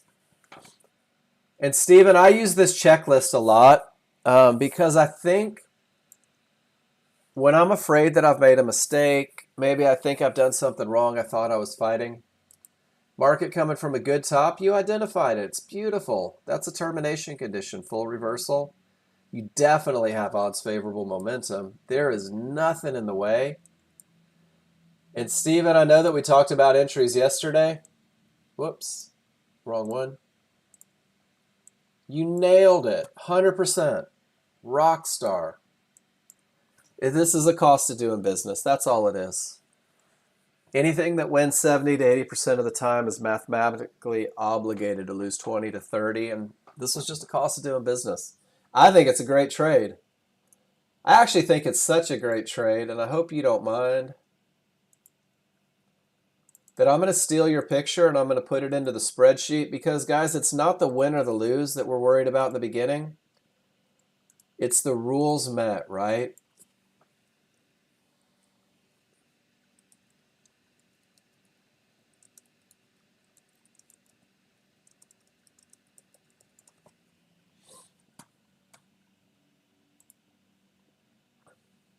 And John Novak is right, Stephen. When that third divergence prints and it's higher in the same range, smalls inside, get out of that trade. It's letting you know that it's failing. Have you guys seen this termination condition? 3 divergences in the same location may terminate the trend. Guys, that becomes a management opportunity for you.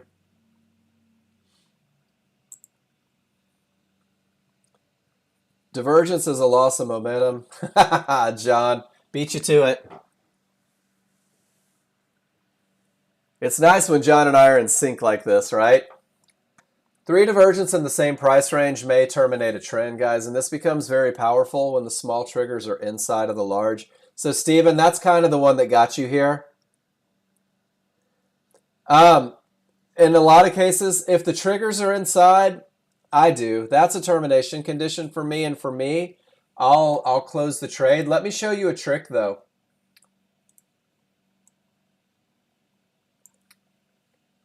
Well, I don't know that this one's coming down. So Stephen, if you're in a trade, and let's say if divergence is true, you're going to exit. Your stop 2 ticks on the other side of the reversal bar, and we don't have any divergence potential right now. Let's see if crude's giving us a good. Up, and there you go. John has the video there. That's better than me trying to search for a live example that isn't happening. Not quite. So what's happening right now? See how there's divergence potential, guys? That negative number is flashing. Let's say if divergence is true, I'm exiting whatever position I'm in, if I'm in a long position. If I put a stop 2 ticks behind it, I know where that divergence is going to be true. Right now, what we're looking at, Chadwick, is we have a termination condition right into a termination condition. So we have a disagreement. We have large triggers down, small triggers up, support to hold, resistance to hold. This is where we can use Fibonacci to say, well, I need to get below this area to start looking for shorts. I need to get above this area to start looking for longs. That's part of that 90%, just waiting for the rules to be met. So Stephen, great trade, great lesson on divergences there to help out as well. 10K pivot stop out. You ignored it and paid the price. That's all right. It happens sometimes, doesn't it? Tons of momentum, smaller through. You took the best shot you could take at it.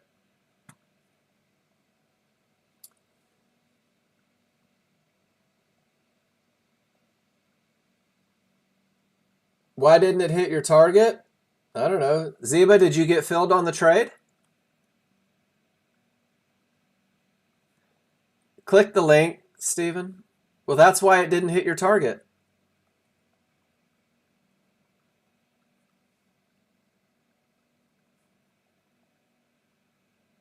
If you're not in a trade, how can you have targets?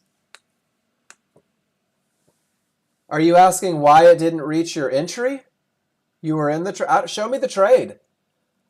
Show me what happened in the trade, Ziba. But looking at the 13.2, you have weak triggers, right? You've lost momentum.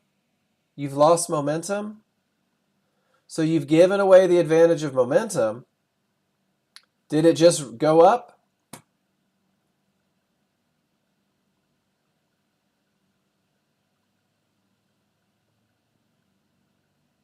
Will you show me the picture of the entry and show me the picture of what happened? Because right now, all I'm seeing is the potential for an entry, but I don't have any idea what actually happened. Does that make sense? I don't have enough information to tell you why something happened because I can't see it. But I want to see it. So take that after the fact picture and let's see what happened. Gary, anything can happen. Divergence, divergence, loss a minute. Not a valid HVA. Great chart reading. No, don't be sorry. Don't ever be sorry. It's okay. And guys, John put a great link. Entry and exit management techniques. Gerson, this one will probably help you as you go into the weekend, as you get used to this chart. Just practicing going through the mechanics. What market was that, Ziba? That was the ES.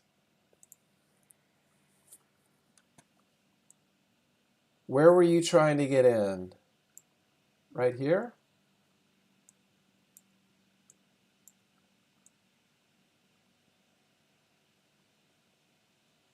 There we go. Thank you. Let's look at this one.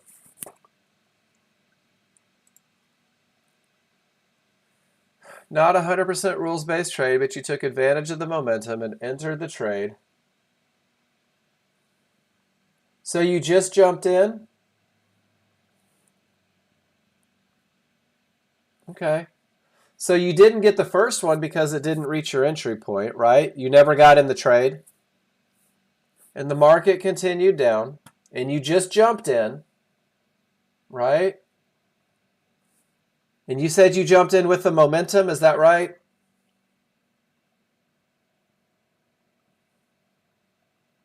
At 56.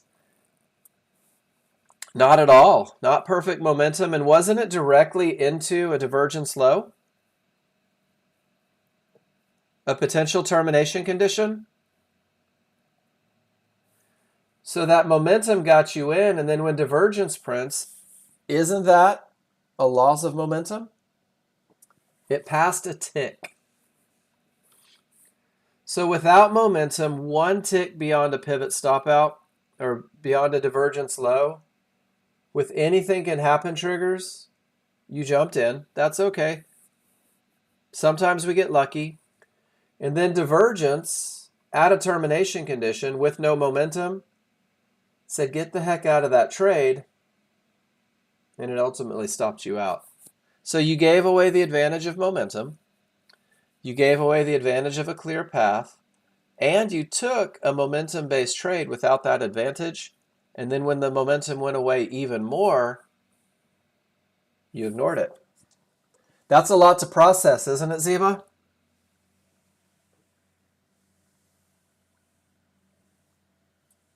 Are you bored waiting for the best trades? And that's okay if you are. But if you're just going to jump into the market, at least have a clear path, right?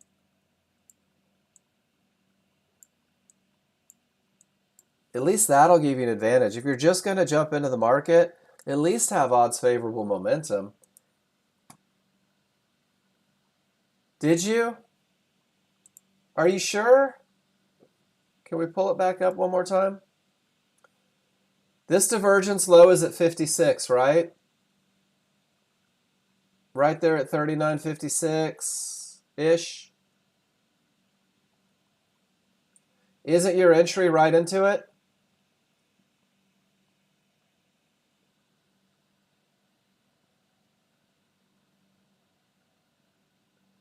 All of them?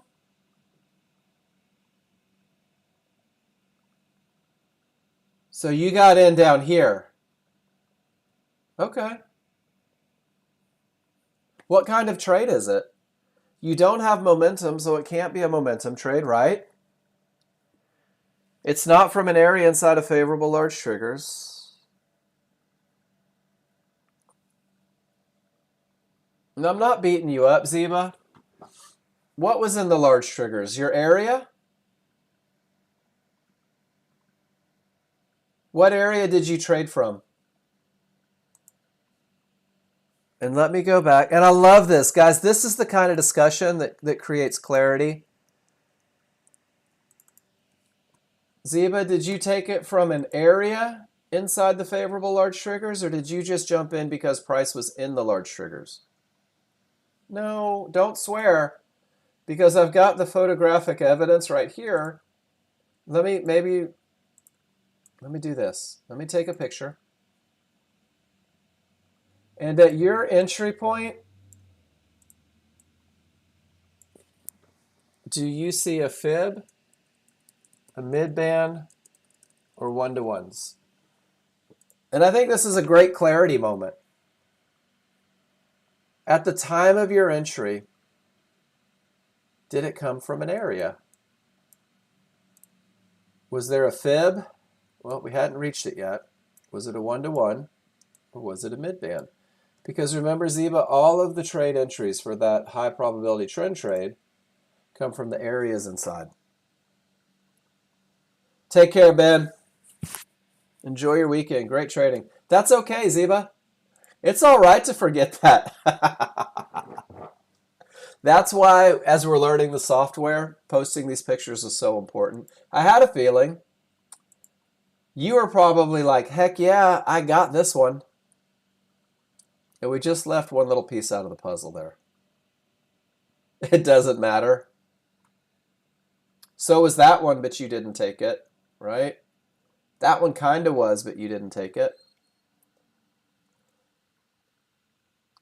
But right here, the market had gone so far and you didn't make any money, you convinced yourself that that was the right trade. It's okay, Ziba. Great picture, great lesson. A lot of wonderful information there that's going to help not only you, but also new users. Paul says, ugh, how come? Paul has odds favorable, no termination conditions.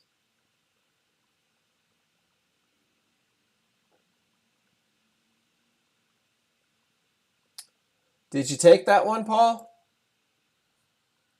You're welcome, Ziba. We're going to do this every day till you're where you want to be. Promise. I don't see an entry.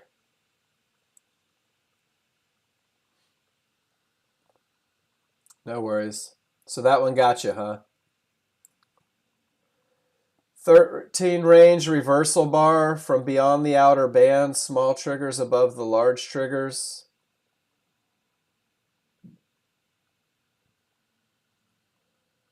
Guys, not everybody uses a 13 range chart, but Paul, that's a pretty good indication for you right there. The market is already exhausted, right? Price has already gone to the other side. The small triggers can't get below.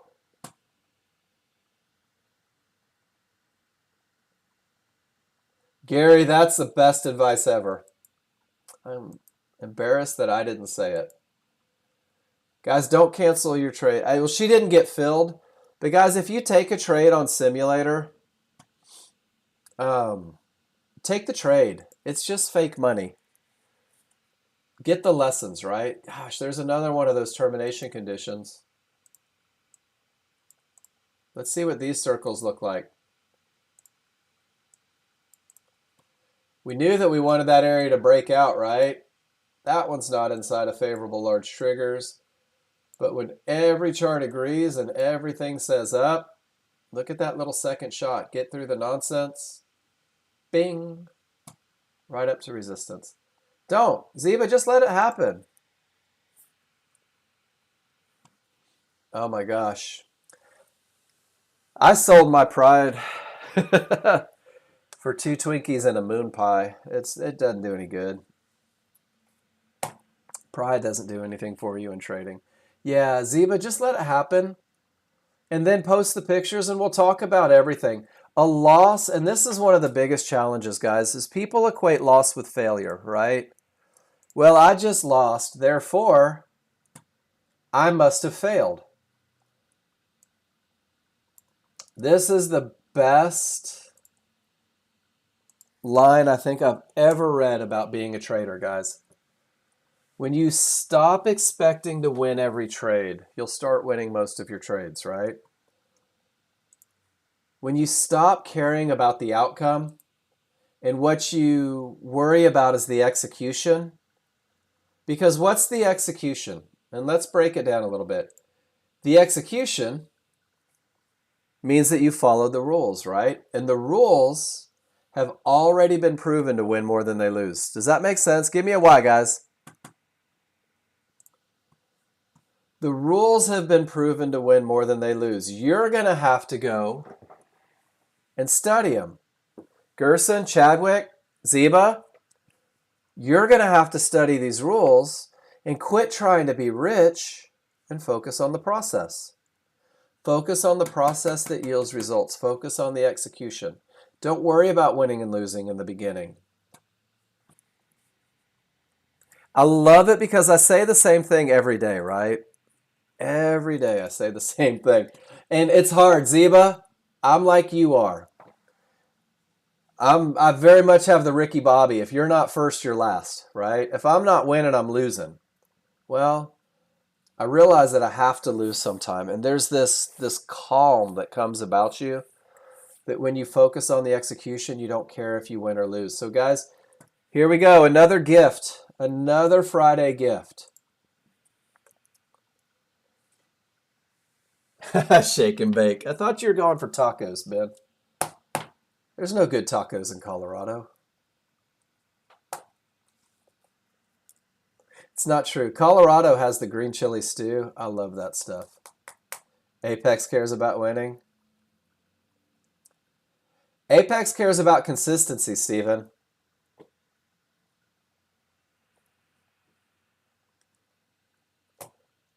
Apex they care about winning consistently. So it makes sense to trade rules that have been proven to win consistently, right? They care about taking profits.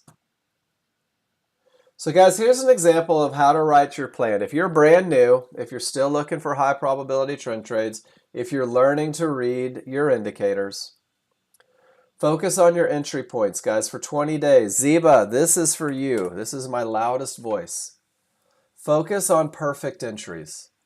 Focus on getting into the market at the right spot, because if you focus on getting into the market at the right spot, it's going to make everything else easier. The management becomes easier. There's a simple recipe for the highest probability trend trade possible, guys. There it is. And then you have to study. You have to take pictures. Guys, I talk all the time about using your spreadsheet. All the time about using your spreadsheet. Fill it up. Flood it with pictures of the absolute best of the best. How many of you, and I ask this every now and then, how many of you have gone through the Nexgen supplied spreadsheet and just looked at every picture?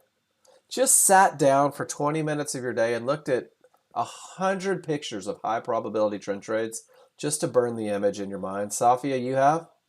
That's why your entries are so good. Would you agree, Safia? Entries aren't your weak points, are they? No. Why?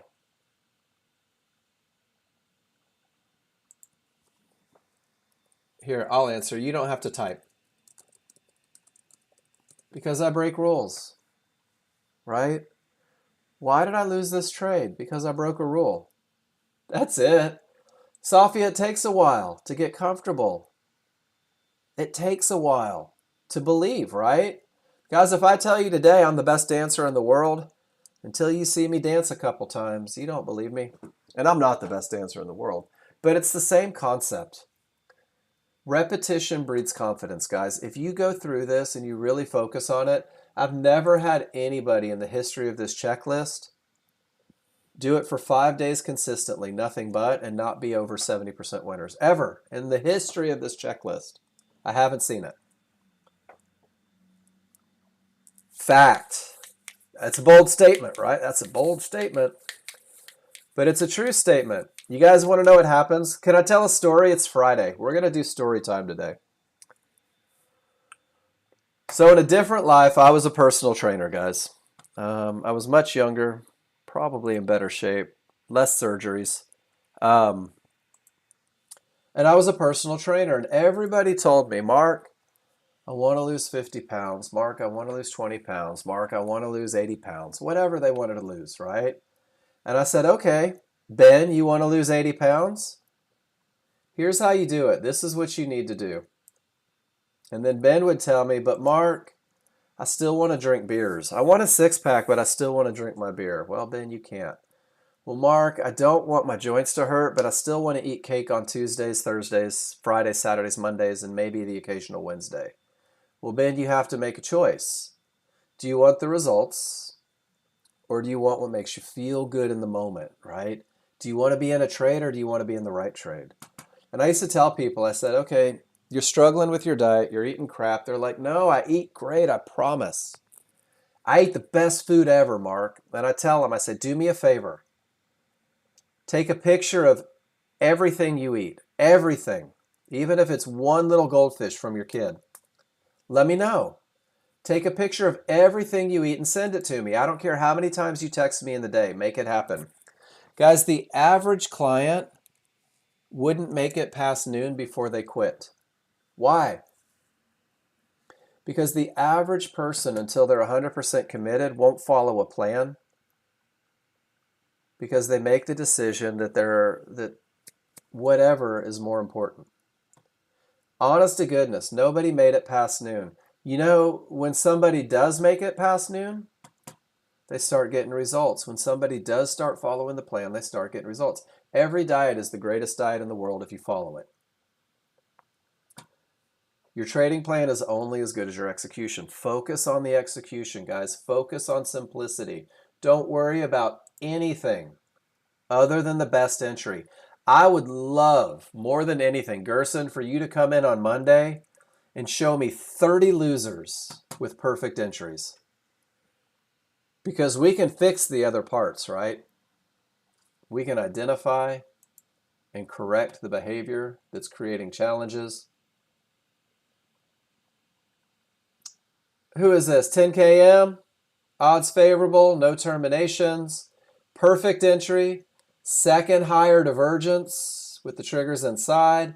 You said I'm out break even. Beautiful trade. Great management. Not every trade is going to be a winner, right? So when you learn to read your indicators, you can learn to manage.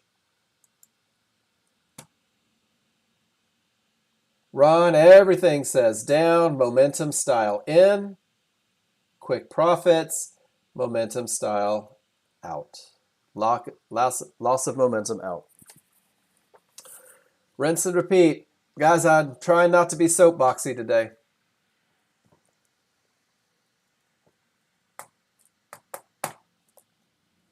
But it makes a difference.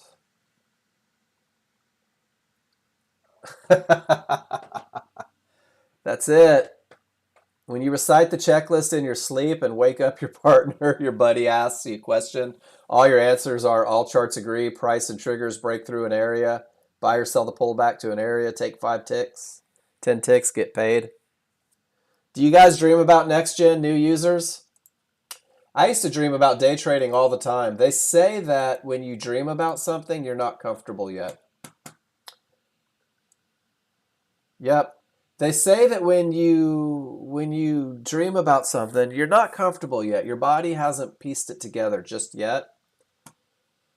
When you stop dreaming about all this stuff, and Chadwick, you're going to do it. Guys, I take trades in my head all the time. All the time, I replay what I've done in my head. What did I do here? Did this work? Did this not work? What's the pattern that I'm recognizing? That's all we're doing in this classroom, guys, is I'm giving you a foundation, something solid that you can build from, something that's been proven to work, something that is testable.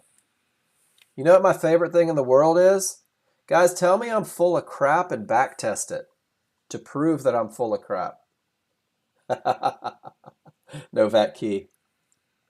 You want to become an amazing day trader? Take 20 hours to prove to yourself that this checklist doesn't work. You'll get to where you want to be almost instantly, guys. And that 20 hours, by the end of it, you'll wonder why you made it so darn hard.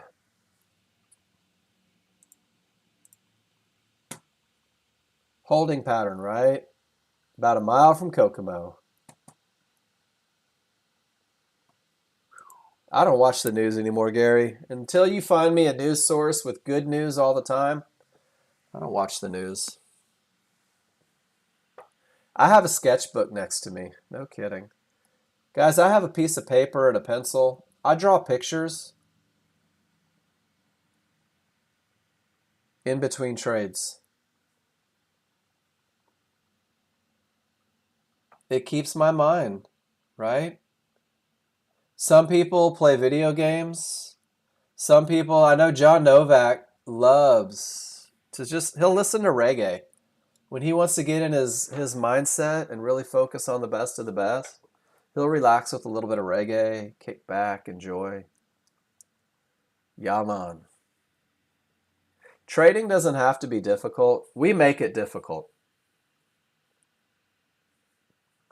Focus on your entries. All right, guys, let me ask you. Zeba, this is for you. Was there an area inside of large triggers? Lido Beach? I've never been. No. So was this a trade, even though there was odds favorable?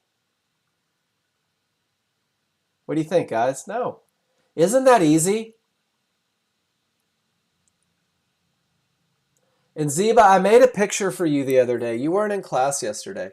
Oh, you're in Sarasota? No. Oh, Lido Beach. I've been there. John lives in Sarasota. I've been to that beach. I was like, that sounds familiar, but I didn't know where it was. Why? Don't be embarrassed. That's okay. You got it right. It's okay. You're gonna forget over and over.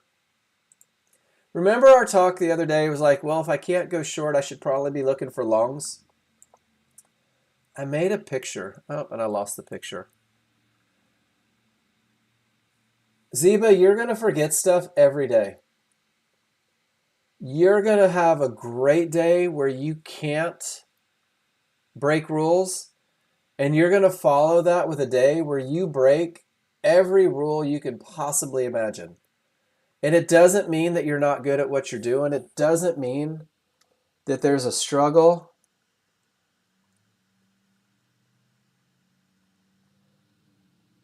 It just means that you're processing a lot of information that's all new. Gerson, can I give you the best way to do that? You don't even need market replay. This is for everybody. This is for everybody. Guys, open up your 13.2, okay?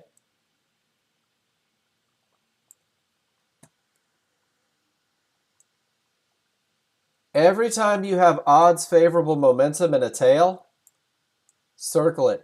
Gerson, this is what's going to teach you to get into the market.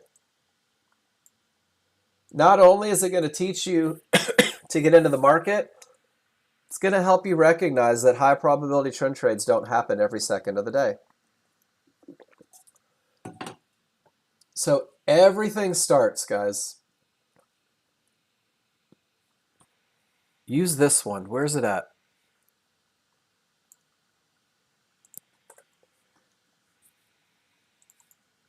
Has everybody looked at this? This is your high probability trend trade checklist, right?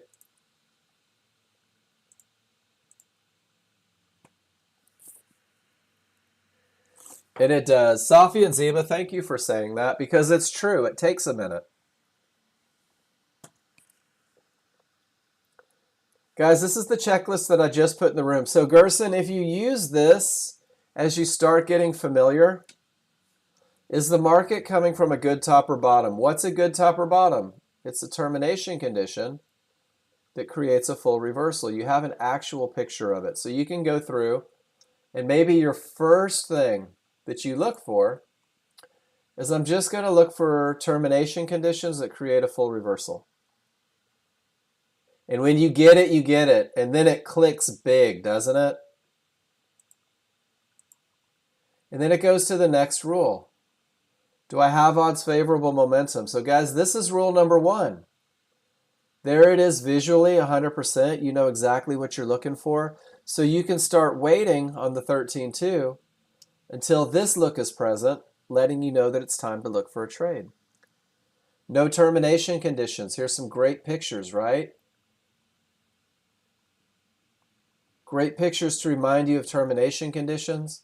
And then is there an area for entry? So you're going to put it all together. And don't rush it. It's a marathon. 1, 2, 3 divergences, support with absolutely no trigger lines holding. This is a beautiful termination condition. You'll get to where you see it instantly. You guys want to see a kind of funny but really truthful picture about the path that you're on? People a month in love this picture because they're like, oh my gosh, this is exactly right. Starts off, it looks like fun, guys. This is awesome. Look at all these pretty lines, trigger lines. This is pretty cool. And it looks like fun, and you're like, I've got this. And then you say, wait a minute, I'm learning. This is kind of hard. It's not really. It's not that hard. But we make it hard. And then you start to progress. You're like, I don't really know what I'm doing, but I'm going to keep doing it because I can see that there's merit. And then you decide, I've got this, right? 30 days in, I've got this. My wallet says Billy Badass. And this is where people go live too soon. And they get blown out. Guys, this was my path 100%. I thought it looked like fun. It wasn't as easy as I thought it was going to be. I believed I was infallible. I lost $5,000 and it took me right to the I don't know shit stage. Pardon my French. This is the most normal curve for the average human being. And then from right here, guys, this is that point. Safia, this is where you're at. Recognizing termination conditions. Paul, this is where you were. Zeba, you're about right here, right? But this is what you have to look forward to. After you realize that it's going to take a little tightening up of the plan, after you realize that harder isn't always better, man, then it just starts to go. Safia, you're on this upswing. You're in the make sense section. And now you're just getting rid of those little things that might be holding you back. And then John Novak putting that reminder in there, accept that you might be less capable of a trader than you are. That's where Apex funds, those firms come in, guys. Test your plan with other people's money. It's work, isn't it? It's a little bit of work. But let me tell you my honest belief, guys. And I would encourage any one of you to tell me that I'm probably not right about this if you think that's the case. If you focus on the absolute best of the best and commit for the first 20 days, you're going to understand how to read your charts. You're going to understand fluently where the market is likely to continue, likely to stop, and likely to go. Safia, they won't give you their money if you don't pass the test. The idea, guys, is to build this foundation that's so solid that gets you focused on these best of the best trades, these trades that have been proven to win more than they lose. To build confidence, right? Expand your knowledge through repetition.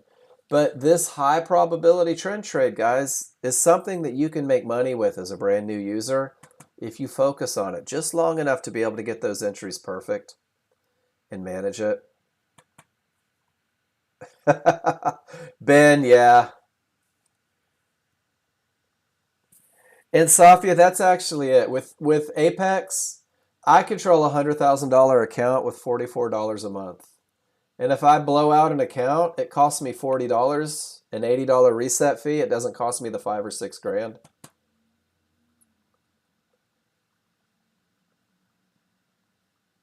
And if you lose their money, it's okay. They know what they're getting into, right? Let's go to the education page real quick, guys. This is Apex. This is what everyone's talking about. See if I can get that link to open up real quick. I am not a representative for Apex. I may not be able to answer the questions. But Safia, for a monthly fee, you can control $25, $50, $75, $100, $150, $250,000. It really is. It's brilliant, isn't it? And what they do is they say, hey, I'm going to give you a test. Dun, dun, dun. Nope, let me go back. They say, I'm going to give you a test. So in this $100,000 account, whoops, I didn't mean to hit start now. This $100,000 account, my profit goal is $600,000, Safia. Which means that if you make $6,000, they're going to give you a funded account to continue making money with. But they're also telling you that you can't lose it, right? That is, no, it's $6,000 no matter what. It just, whatever. Minimum 7 days.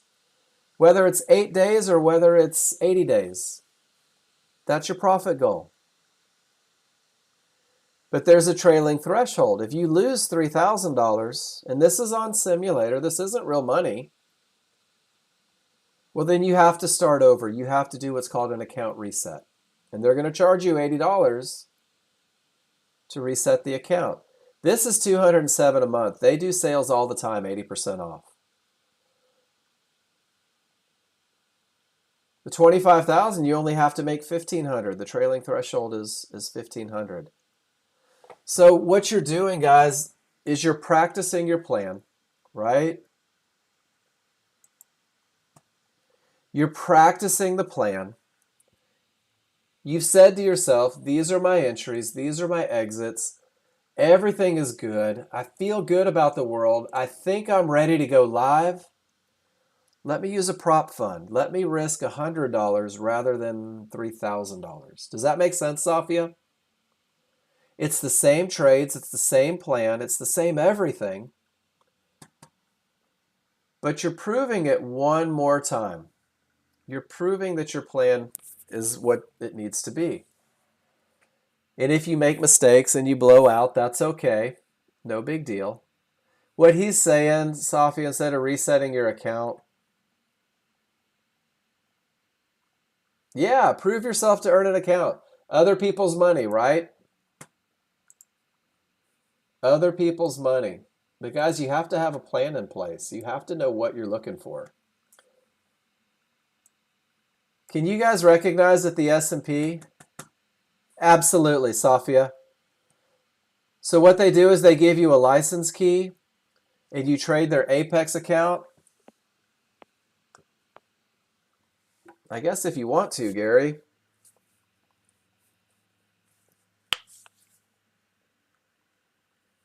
I don't know, Steven. You'd want to ask them.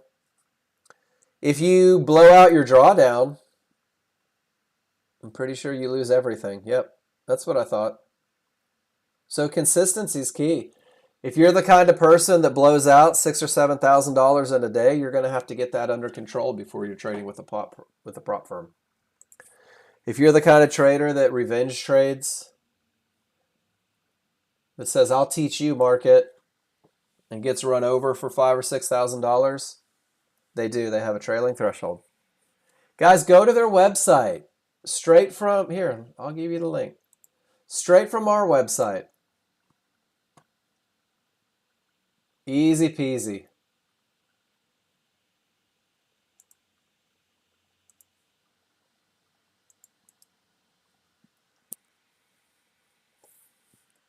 Safia, do they fit the rules? Does the 11th trade fit the rules? Why not take more?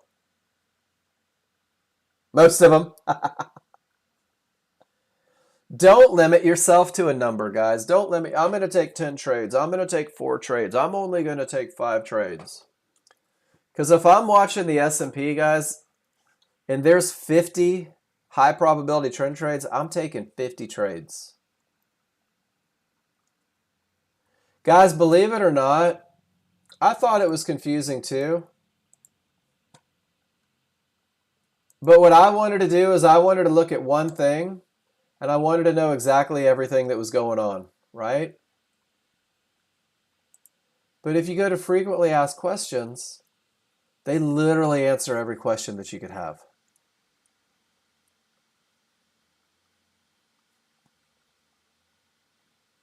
It's the waiting, isn't it? I was telling someone, I think the hardest part of trading is doing nothing when the market says do nothing. The hardest part of being a day trader is doing nothing. Do you have both workspaces open, Chadwick? That's the first question. That's okay. John's excited. John's taking the class on Monday, guys. He's warming up, getting those golden pipes going. Okay, so Chadwick, go to File, Workspaces, Open Workspace, and open up your S&P one as well. And then what'll happen, and don't click it a lot, they've got to load. What'll happen is you can go back and forth in between the two. Oh, that's what it takes to get you out of hiding, Michelle? And then once that's open, Chadwick, you can go Workspaces and you can click on either if you want. Or what I do is I get rid of the untitled workspace and I'll hit Shift F3 and it'll toggle in between the two.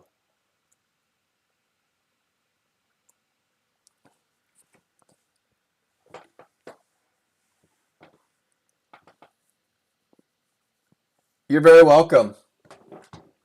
That is the perfect question for this classroom.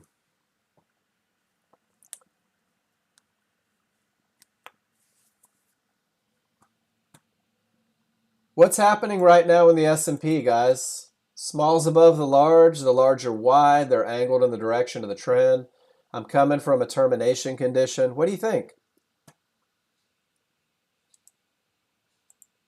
There's an area of support right inside of favorable large triggers. I have strong triggers.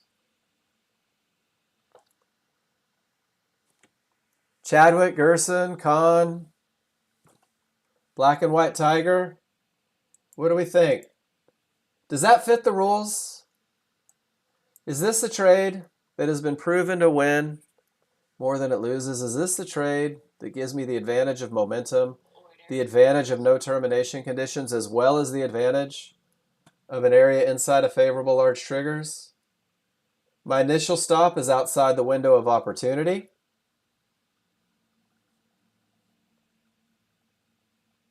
Looks like my first target, we'll put it at $100, right?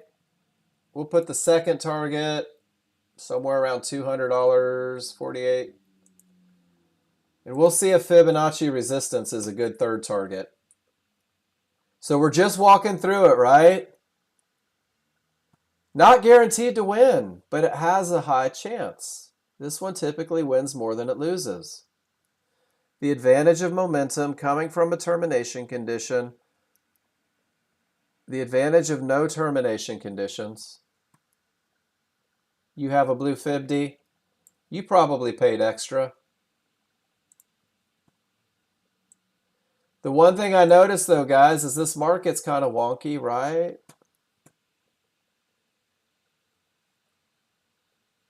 But do you see how all I can do is worry about whether or not my rules are met? All I can do is worry about whether or not I'm in a trade that has the advantage of momentum, the advantage of a clear path, and the advantage of an entry from an area inside of favorable large triggers. I can identify where the market is likely to continue, but it doesn't mean that it's guaranteed to continue. But guys, this is a trade that I'll take 1,000 times. Win, lose, or draw.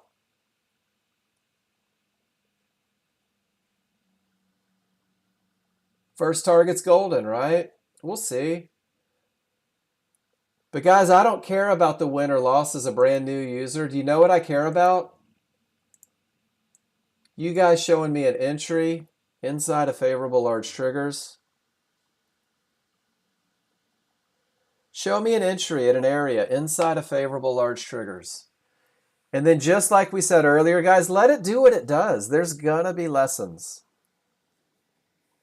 There's gonna be lessons one way or the other, whether it's a momentum lesson, whether it's a termination condition lesson, whether it's a lesson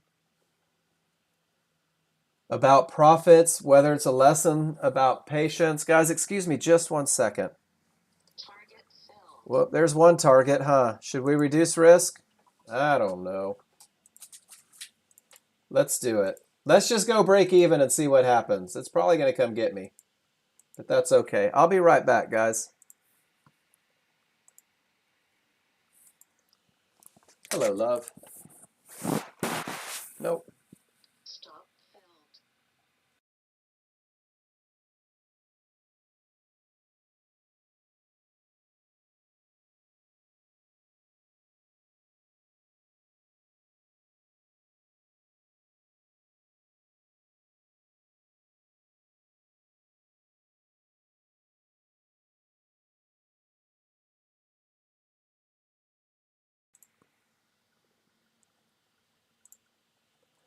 All right, guys, I did that on purpose.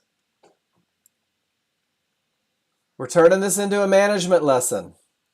The stop, thank you. Who said that? Ben.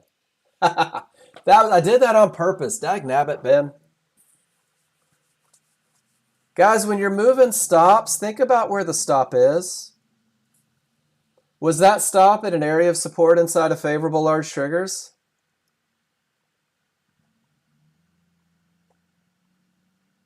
Yes, it was.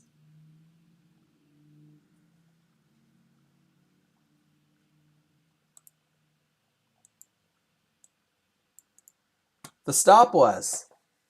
So what happened is I took profits, and then I got so scared about giving any money back that I forgot about all the reasons I got in. Odds favorable, no terminations. Guys, I sat through all of this only to get stopped out at the absolute best. And that's exactly right, John Novak. That's a continuation point. Pretty cool, right? Safia, when trading yesterday, you placed a trade. NinjaTrader 7 shut off. Your trade got active and lost money. Safia, if you're trading live money and your NinjaTrader 7 shuts down, call the trade desk instantly. You should have that on your phone on speed dial. But because they're electronic, it should still work. Ronald, it was. Look at that termination condition. That's a pivot stop out at support with no trigger lines through that creates a full reversal, that gives me odds favorable, that gives me the perfect entry that makes me sweat. And all I did was put my stop in the wrong place. I chummed the waters right at a mid-band inside of favorable large triggers. It came and stopped me out to the tick and then went up. And then what did it do? It pulled right back to an area of support inside of favorable large triggers. Oh my goodness. Ronald, that first entry was the absolute highest probability trend trade you could ever hope for. And now it's heading right to where we were, right? Does that help to see it live like that? That's okay. If you're going to get in, trust it, right? Guys, this was simulator. I couldn't care less what happens. What do I want to see from you guys? I want to see the best entry possible. I want to see the absolute best of the best entry possible, because once you start nailing entries, then you'll start working on management. Guys, look where it went to. Right where we said it was going to go to. Why? Because it was a termination condition that creates a full... Ben, I did that on purpose. I was like, I need to keep my stop in place, but I'm going to put it right there at break even. Because management, guys, when I started out, I was the king of taking the perfect trades and not making a damn penny on them because I would move my stop too quickly. Because I would stick my stop right where the market was supposed to go. That's it. Don't take profits early and let the losers run. The stop was the edge. I did see that, Ben. The stop was the entry. Adam P., your links aren't working. You're showing me pictures of the link, but not the actual link. Guys, I'm going to take just a second. I'm going to go refill my water real quick. When I come back, last 45 minutes belong to you, guys. Whatever you want to talk about, we'll talk about. Guys, this was your absolute best of the best trade. That was it. And it gave you 3 opportunities to get in before it ran to the profit target. If you ever had a doubt on whether or not this stuff works, guys, I hope you don't anymore. It just takes a little bit of patience. And that patience is going to be the difference. I'll be back in just a minute, y'all.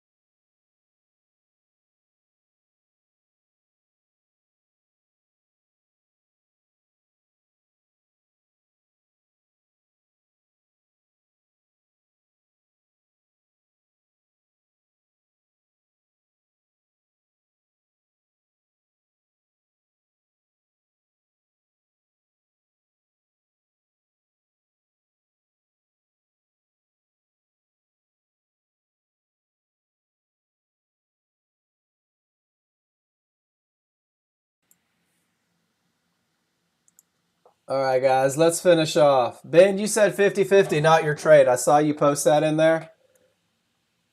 Guys, look how close that is. Safia, do you recognize this? That's that fear of missing out. It is so close to not being through there, but it's through. Look at that, a loss of momentum. It's through, barely through. All right, let's look at some of the pictures you guys have been posting. Dun, dun, dun, dun, dun, dun, dun. All right, Adam P., let's see what you're up to, my friend. Termination condition exists. Great triggers, but still a 50-50. Entry, perfect entry, right? Great exit. Adam P., this is a beautiful trade. And I like that you did this too. You're like, I took it, and then market flow gave you that little confirmation that, hey, look, this is probably it.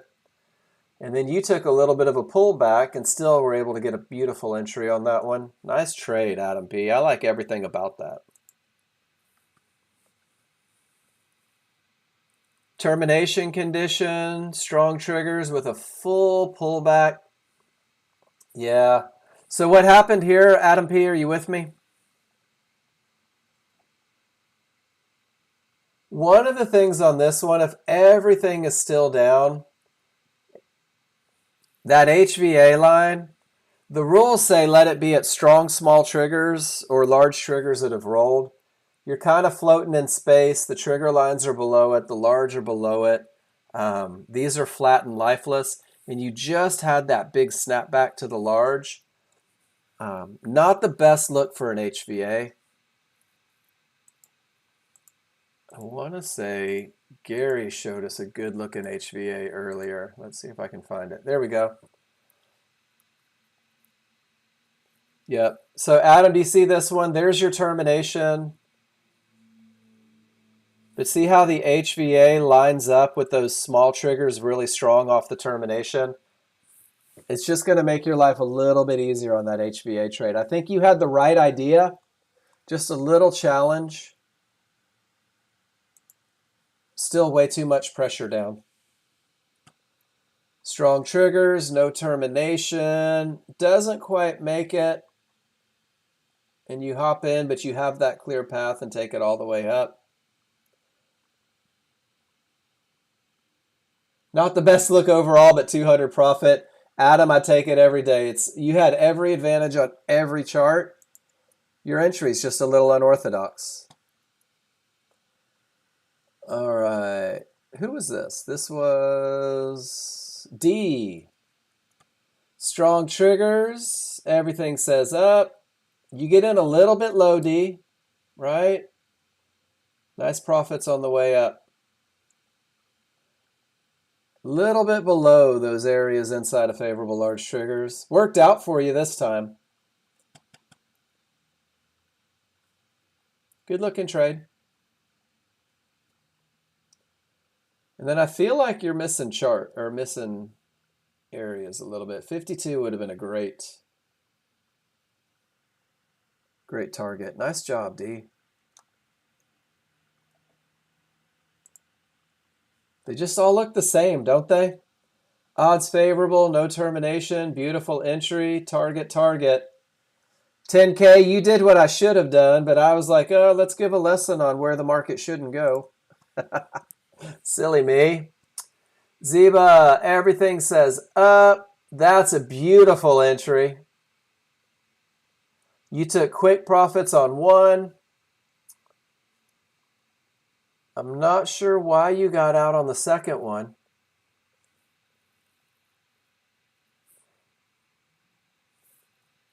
No worries.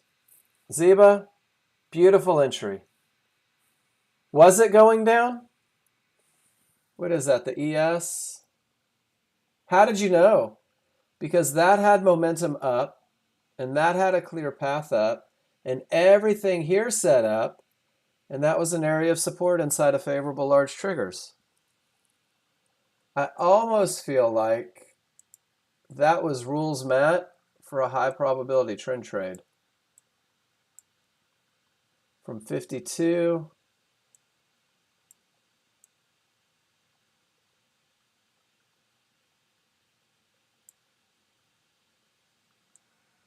It was going down very fast. After the second divergence, that makes sense. Perfect. Great read. Awesome read, Ziba. Nice job.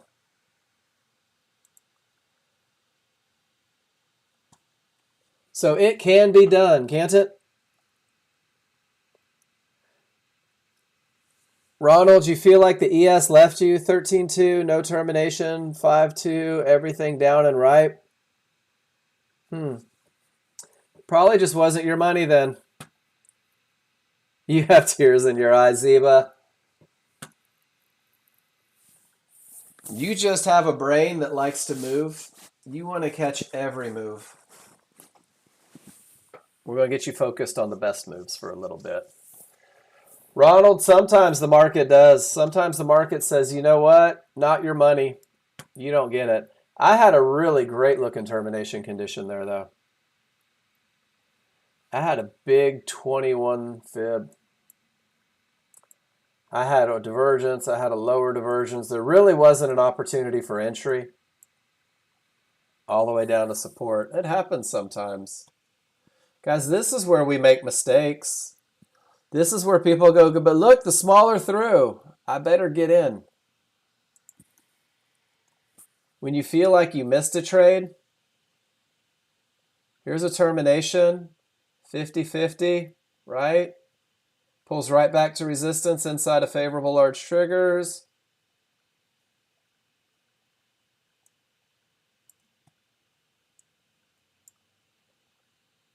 Area has the potential to break, but it hasn't broken. If you took the best of the best entry at 18, you've already made $100, and now you're saying, well, if divergence prints, I might exit this trade.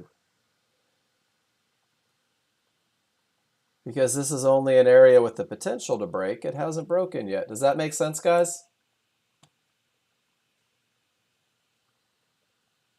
Smalls are through, large are not. No divergence, strong triggers, perfect entry. Easy quick profits, stops already established.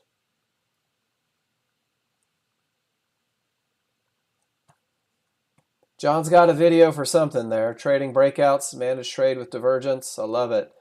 You guys should be stealing these videos.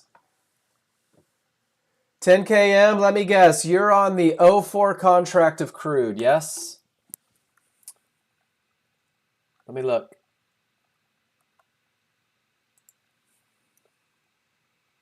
Nope, that's the ES 623. Are you talking about ES or crude, 10K?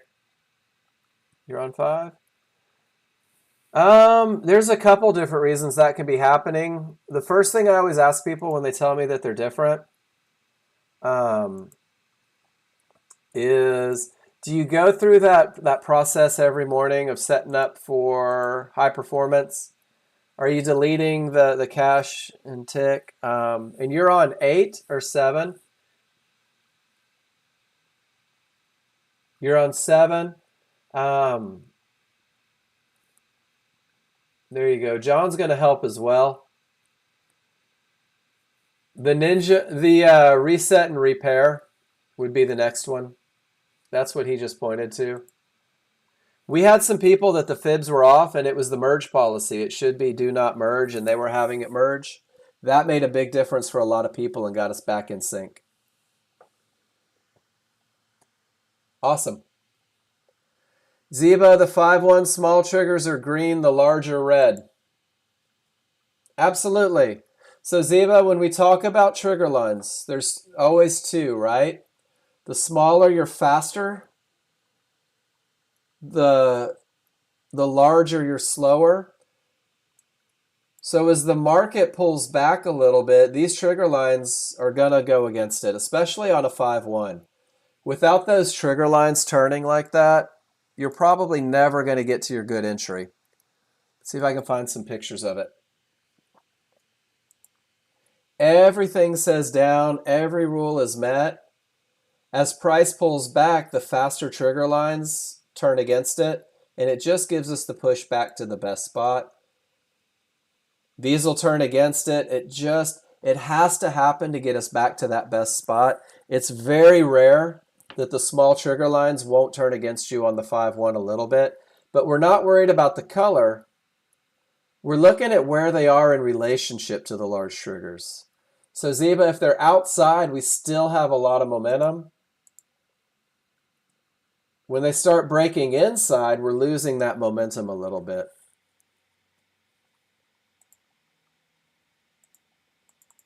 You going to do some studying this weekend, Steven? There you go, bud. Whoops, not sure what I just did there. I love it. And guys, I just posted it. 123 high probability trend trades. I've also posted in a very mechanical management plan. Guys, there's management things, when to hold for bigger, chart reading patterns that we see, termination conditions. Every bit of this study material was just put in the room for you to have for the weekend. So Zeba, see how they worked inside? That lets me know that I'm losing momentum a little bit.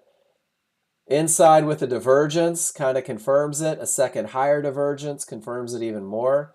So even though we're all in love with odds favorable momentum, we don't have a clear path. The no divergence gave the best entry. The divergence said the advantage was going away. The second divergence said, come on, Mark, get out of that one. Manage out and wait for a better opportunity. Does that make sense, guys? 50-50 trade. Let it be awesome. Smalls outside of the large, awesome. Makes me feel good about the world. Termination creates a full reversal. Full reversal gives me odds favorable momentum. Odds favorable momentum has me looking for a window of opportunity. That mid-band's still way above, isn't it?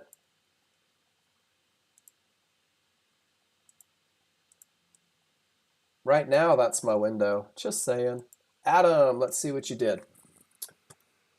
50-50, perfect entry, great target. Adam, perfect. You know what's fun, guys, is when I talk about what's going on, and then somebody posts the picture and says, well, yeah, Mark, that's what I do. That's easy. Adam, great job. Beautiful trade, isn't it? It is a 50-50, though, Adam. Large haven't broke, small have. That's the only nitpicking I can do, is it is a 50-50. Because 50-50 has nothing to do with your chances of winning. It has everything to do of where your trigger lines are. One is through, one is not. That's it. So when you have that 50-50, it has that potential to break, but it hasn't broken yet. And that's why that perfect entry worked out for you so well. Does that make sense? Awesome. I can't wait for that. I've challenged a lot of people that tell me that they lose on 50-50 trades. I said, well, go back and look at 50 of them and what are the common threads? And there's a lot of common threads. I think one of the biggest ones is right here. When it barely breaks and there's divergence. Guys, that's a 50-50. I see more losers than winners on.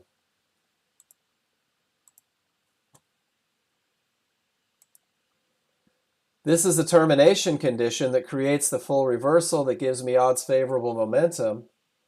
No divergence. This is a 50-50 that I see win more than it loses. 50-50 here, right? Odds favorable. Adam, you nailed it. Strong triggers, no divergence. Look at how effortless that was. So you start going through these trades and you start recognizing these patterns. And it gives you a better idea of when an area is likely to hold and when it's likely to break. Some of you will call that a fib. Well, it made it above that fib, but it smacked right into another fib, right?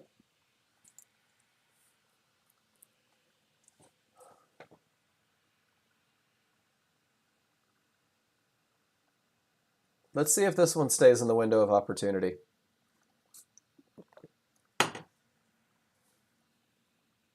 If it does, how do we feel about this fib up here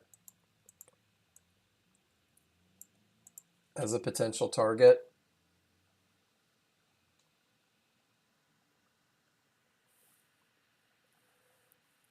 Sometimes it's a little weird, right? The mid-band wasn't in and support was too low. 10 km, yeah, that's a synthetic. That's a 21 fib right there.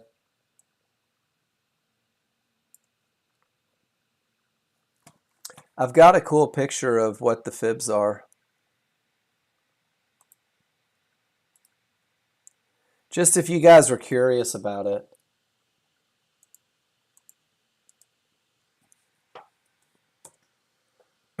It shows you how the skinny ones belong to the 5-1. The really fat ones go on the 21. And then the ones that run all the way off to the side, that's your native fib for the 13-2. Pushed to the bottom of the window, didn't it? Actually made it to an area.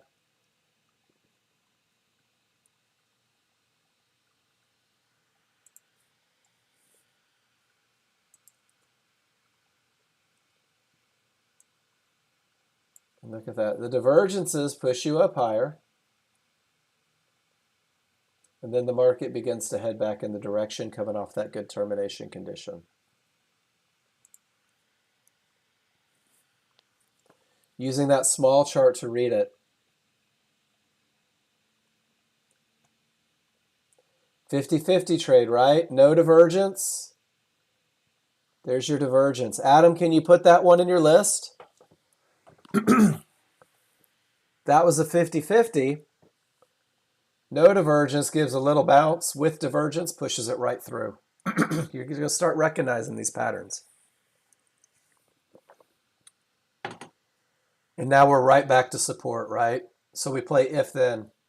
If support breaks and I have odds favorable momentum, I'll look for that short. If support holds and everything rolls back up, I'll look for the long. In the meantime, I'm going to sit on my hands and wait for advantages.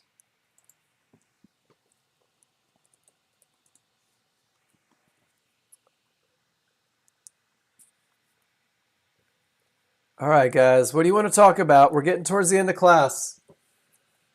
Let's talk to my new users. Black and White Tiger?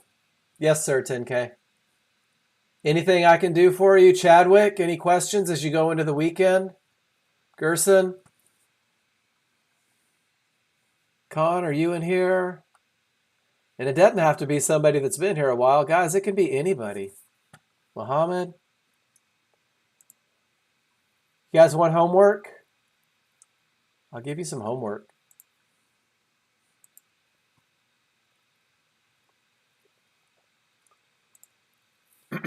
Guys, set up your market replay this weekend. Go through, set it up. Bobby T, I think 8 uses a little bit more. Go through and set up market replay. And guys, I want you to practice. This is what I want you to do. I want you to set up market replay. Super easy. And I want you to practice. I want you to practice setting up an ATM strategy, okay? I want you to practice getting in and out of trades. You're very welcome, Gerson. It's great to have you here. I don't want you to worry about anything, right? Just practice getting in and out. Practice doing this. Practice scaling your charts. Making sure that you can move your charts around, that you're comfortable with that. And then if you're feeling so inclined, if you're feeling good about it, do that circling. Let me grab the picture.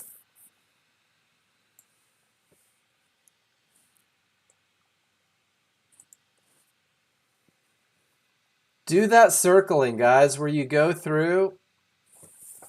So Gary, if you're trading anything before today, you're going to want to download 04, right? Because that's where the data is. If you're replaying today, you'll be at 05. I made that mistake once. That's why I knew the answer so fast.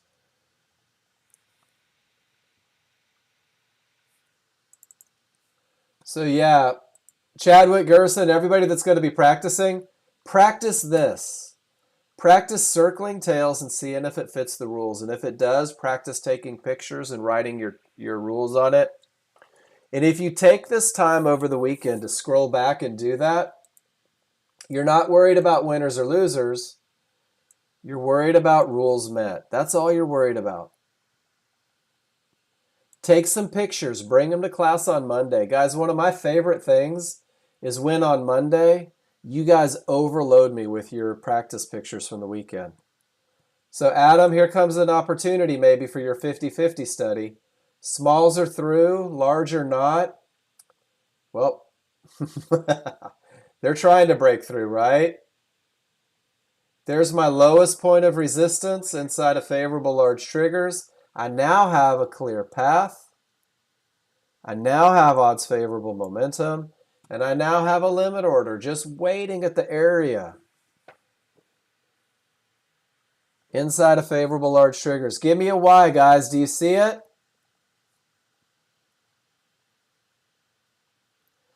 Gerson, do you see the picture that I just posted?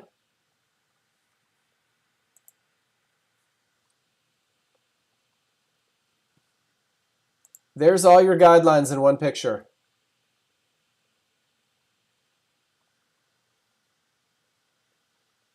Does that work for you?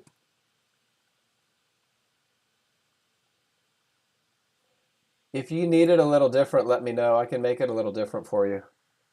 But that one just kind of reminds you, just focus on the 13 too. Circle the tails. Circle every tail you see. I suppose you could.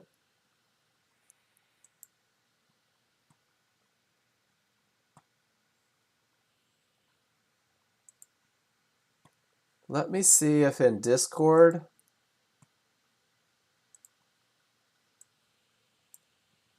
I'm going to go to the self-training. 10K, take care. And let's see if there's something in here in the new self-training guide that talks about circling tails. It may, I don't know. But guys, this has really everything. No, there's no tails in there.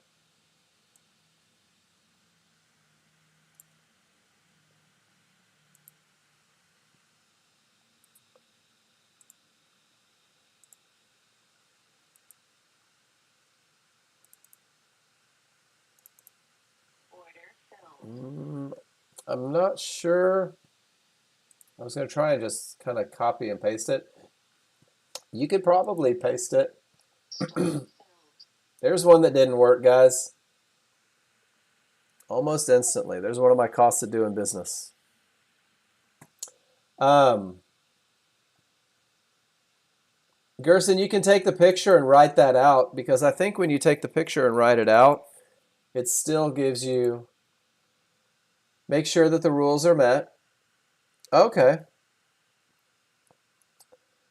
Circle the tail when the rules are met.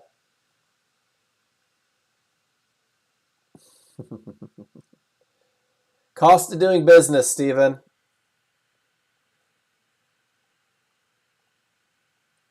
Thank you, Cameron. Gerson, there's a video at the bottom there.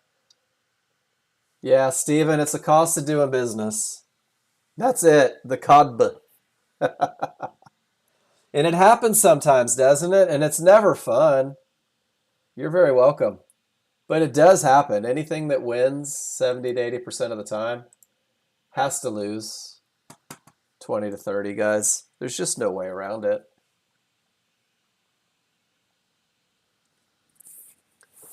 It's been a good week. Thank you so much for the new users that have come in. Thank you so much for all of your questions, guys. I don't think you guys understand just how amazing it is when you direct the path of this classroom. When your questions pick what we're looking for, what we're talking about, it really does make a difference. Because when you guys ask the questions, it's coming from the point of the student. Guys, I know this stuff. I know these rules. I know these looks. I understand the patterns. My job is to get you to know them, to see them, to understand them, and feel good about them. And it takes a little time. Bobby, you know this isn't how we post charts. You're just showing off. Oh, they got you, huh? Is that from right now?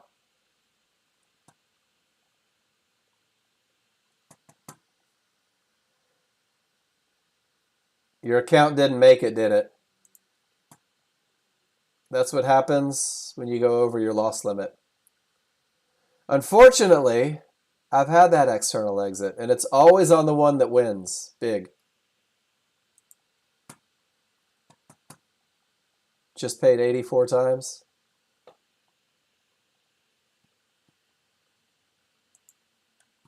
To reset. Was that your reset? Or the one that got you to it? It happens, guys. You're a master at it. It happens, though, doesn't it?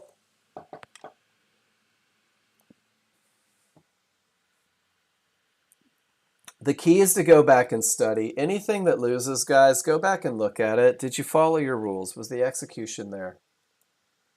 And if you start letting that be your concern rather than the P&L, the P&L typically takes care of itself. If you focus on the mechanics of a good swing, your golf score takes care of itself. It's pretty cool. Pretty cool. I don't know what else to talk about, guys. It's been an awesome week. It's been a great week. Remember, everything that you need is in Discord. Everything that you need.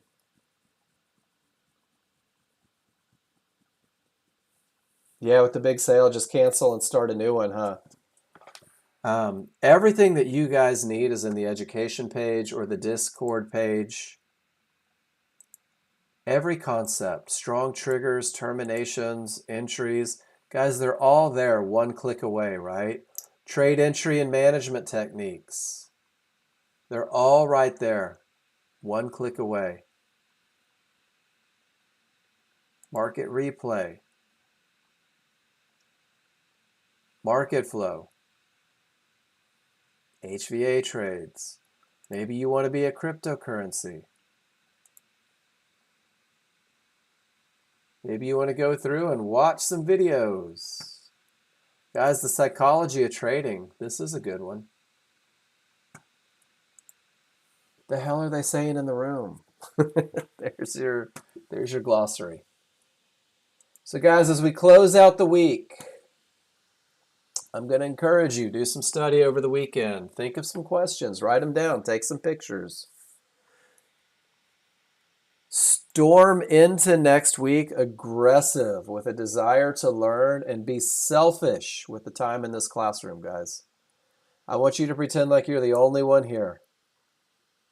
You are the only person in this room, and every question that you ask gets you access to a private session. Bobby T. All day long. Yeah. All day long. Is there anyone that follows high probability trend trade rules that didn't take this trade? Bobby, this would have taken my money instantly. Instantly, with all of these advantages. You couldn't have paid me to not take this trade. And it stinks when it's your second loser of the day, right? It stinks. Happy St. Patrick's Day. It's no fun losing trades, but it happens. And that's why we're concerned with the execution. That's why we're worried. Well, let me see. Did I have odds favorable? Was it from a termination? Was there nothing in the way? God, it's a great trade. And Bobby T, you're exactly right. One of the greatest things as I started getting confident with the software was being able to present a trade to John Novak and have him say, yeah, it just didn't work. And I would always say, well, why? John, why didn't it work? How come? And he's like, who cares? We're not in control. The only thing we're in control of is whether or not we follow our rules. And it clicked, and I didn't like that. I was like, I'm in control of more than that, but I'm not. Not even a little bit. Market doesn't care what I think or what I want, which is why I commit myself to patterns that have been proven to win more than they lose. That's it. That's all I can do. How's that for a little soapbox at the end of the day, guys? End of the week. Reminder, John Novak has this classroom on Monday. Guys, he is an unbelievable teacher, and he's going to blow your mind with some of the stuff that he talks about because it's going to be simple, and it's going to focus on the best of the best, and it's going to be like one extra click to add to what you're doing. But it relies on you being comfortable with the best of the best, right? It relies on you too, Zeba. It relies on you focusing on the best and the best. Nice one. Quick little grab. And then taking that best of the best and going next level. Purpose disciplines your behavior and choose your habits. I like that. Works for you in life and trading. Isn't that awesome? Purpose disciplines your behavior. If you have children, you know that to be true.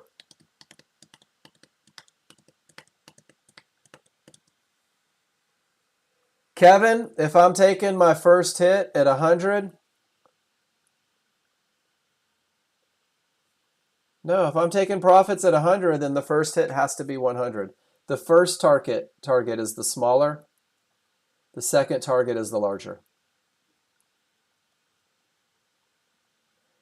You're very welcome, Gerson. Have an amazing weekend. Does that make sense, Kevin?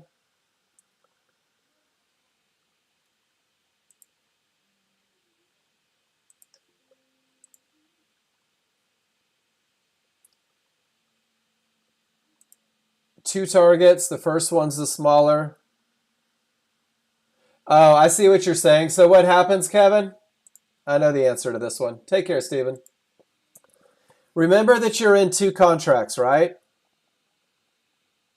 So let me show you a picture real quick, and this will help clear it up for you. I know I've had this talk before, so I know this one. Let me show you. Bum, bum, bum.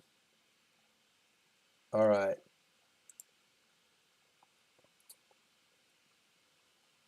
Let's go through the whole one. We've got a minute. So let me open these up in a new link. We'll just do two. So you're two contracts in, right, Kevin? You've got two contracts in at 39.92.25. So every tick that you see before that first profit target is hit is going to be double. I have two contracts, so every $10 looks like $20. Every $20 looks like $40. Every $40 looks like $60. So when I hit my $100 profit mark, it looks like I'm up $200, right, Kevin? And then once that first contract comes off, you'll watch your P&L go back down to 100, right? Because one contract is still open at $100 profit. But we only took one contract off. So 100 goes in the bank, and then we're up $100 in the second contract. Does that make sense? It's almost like a little algebraic word problem.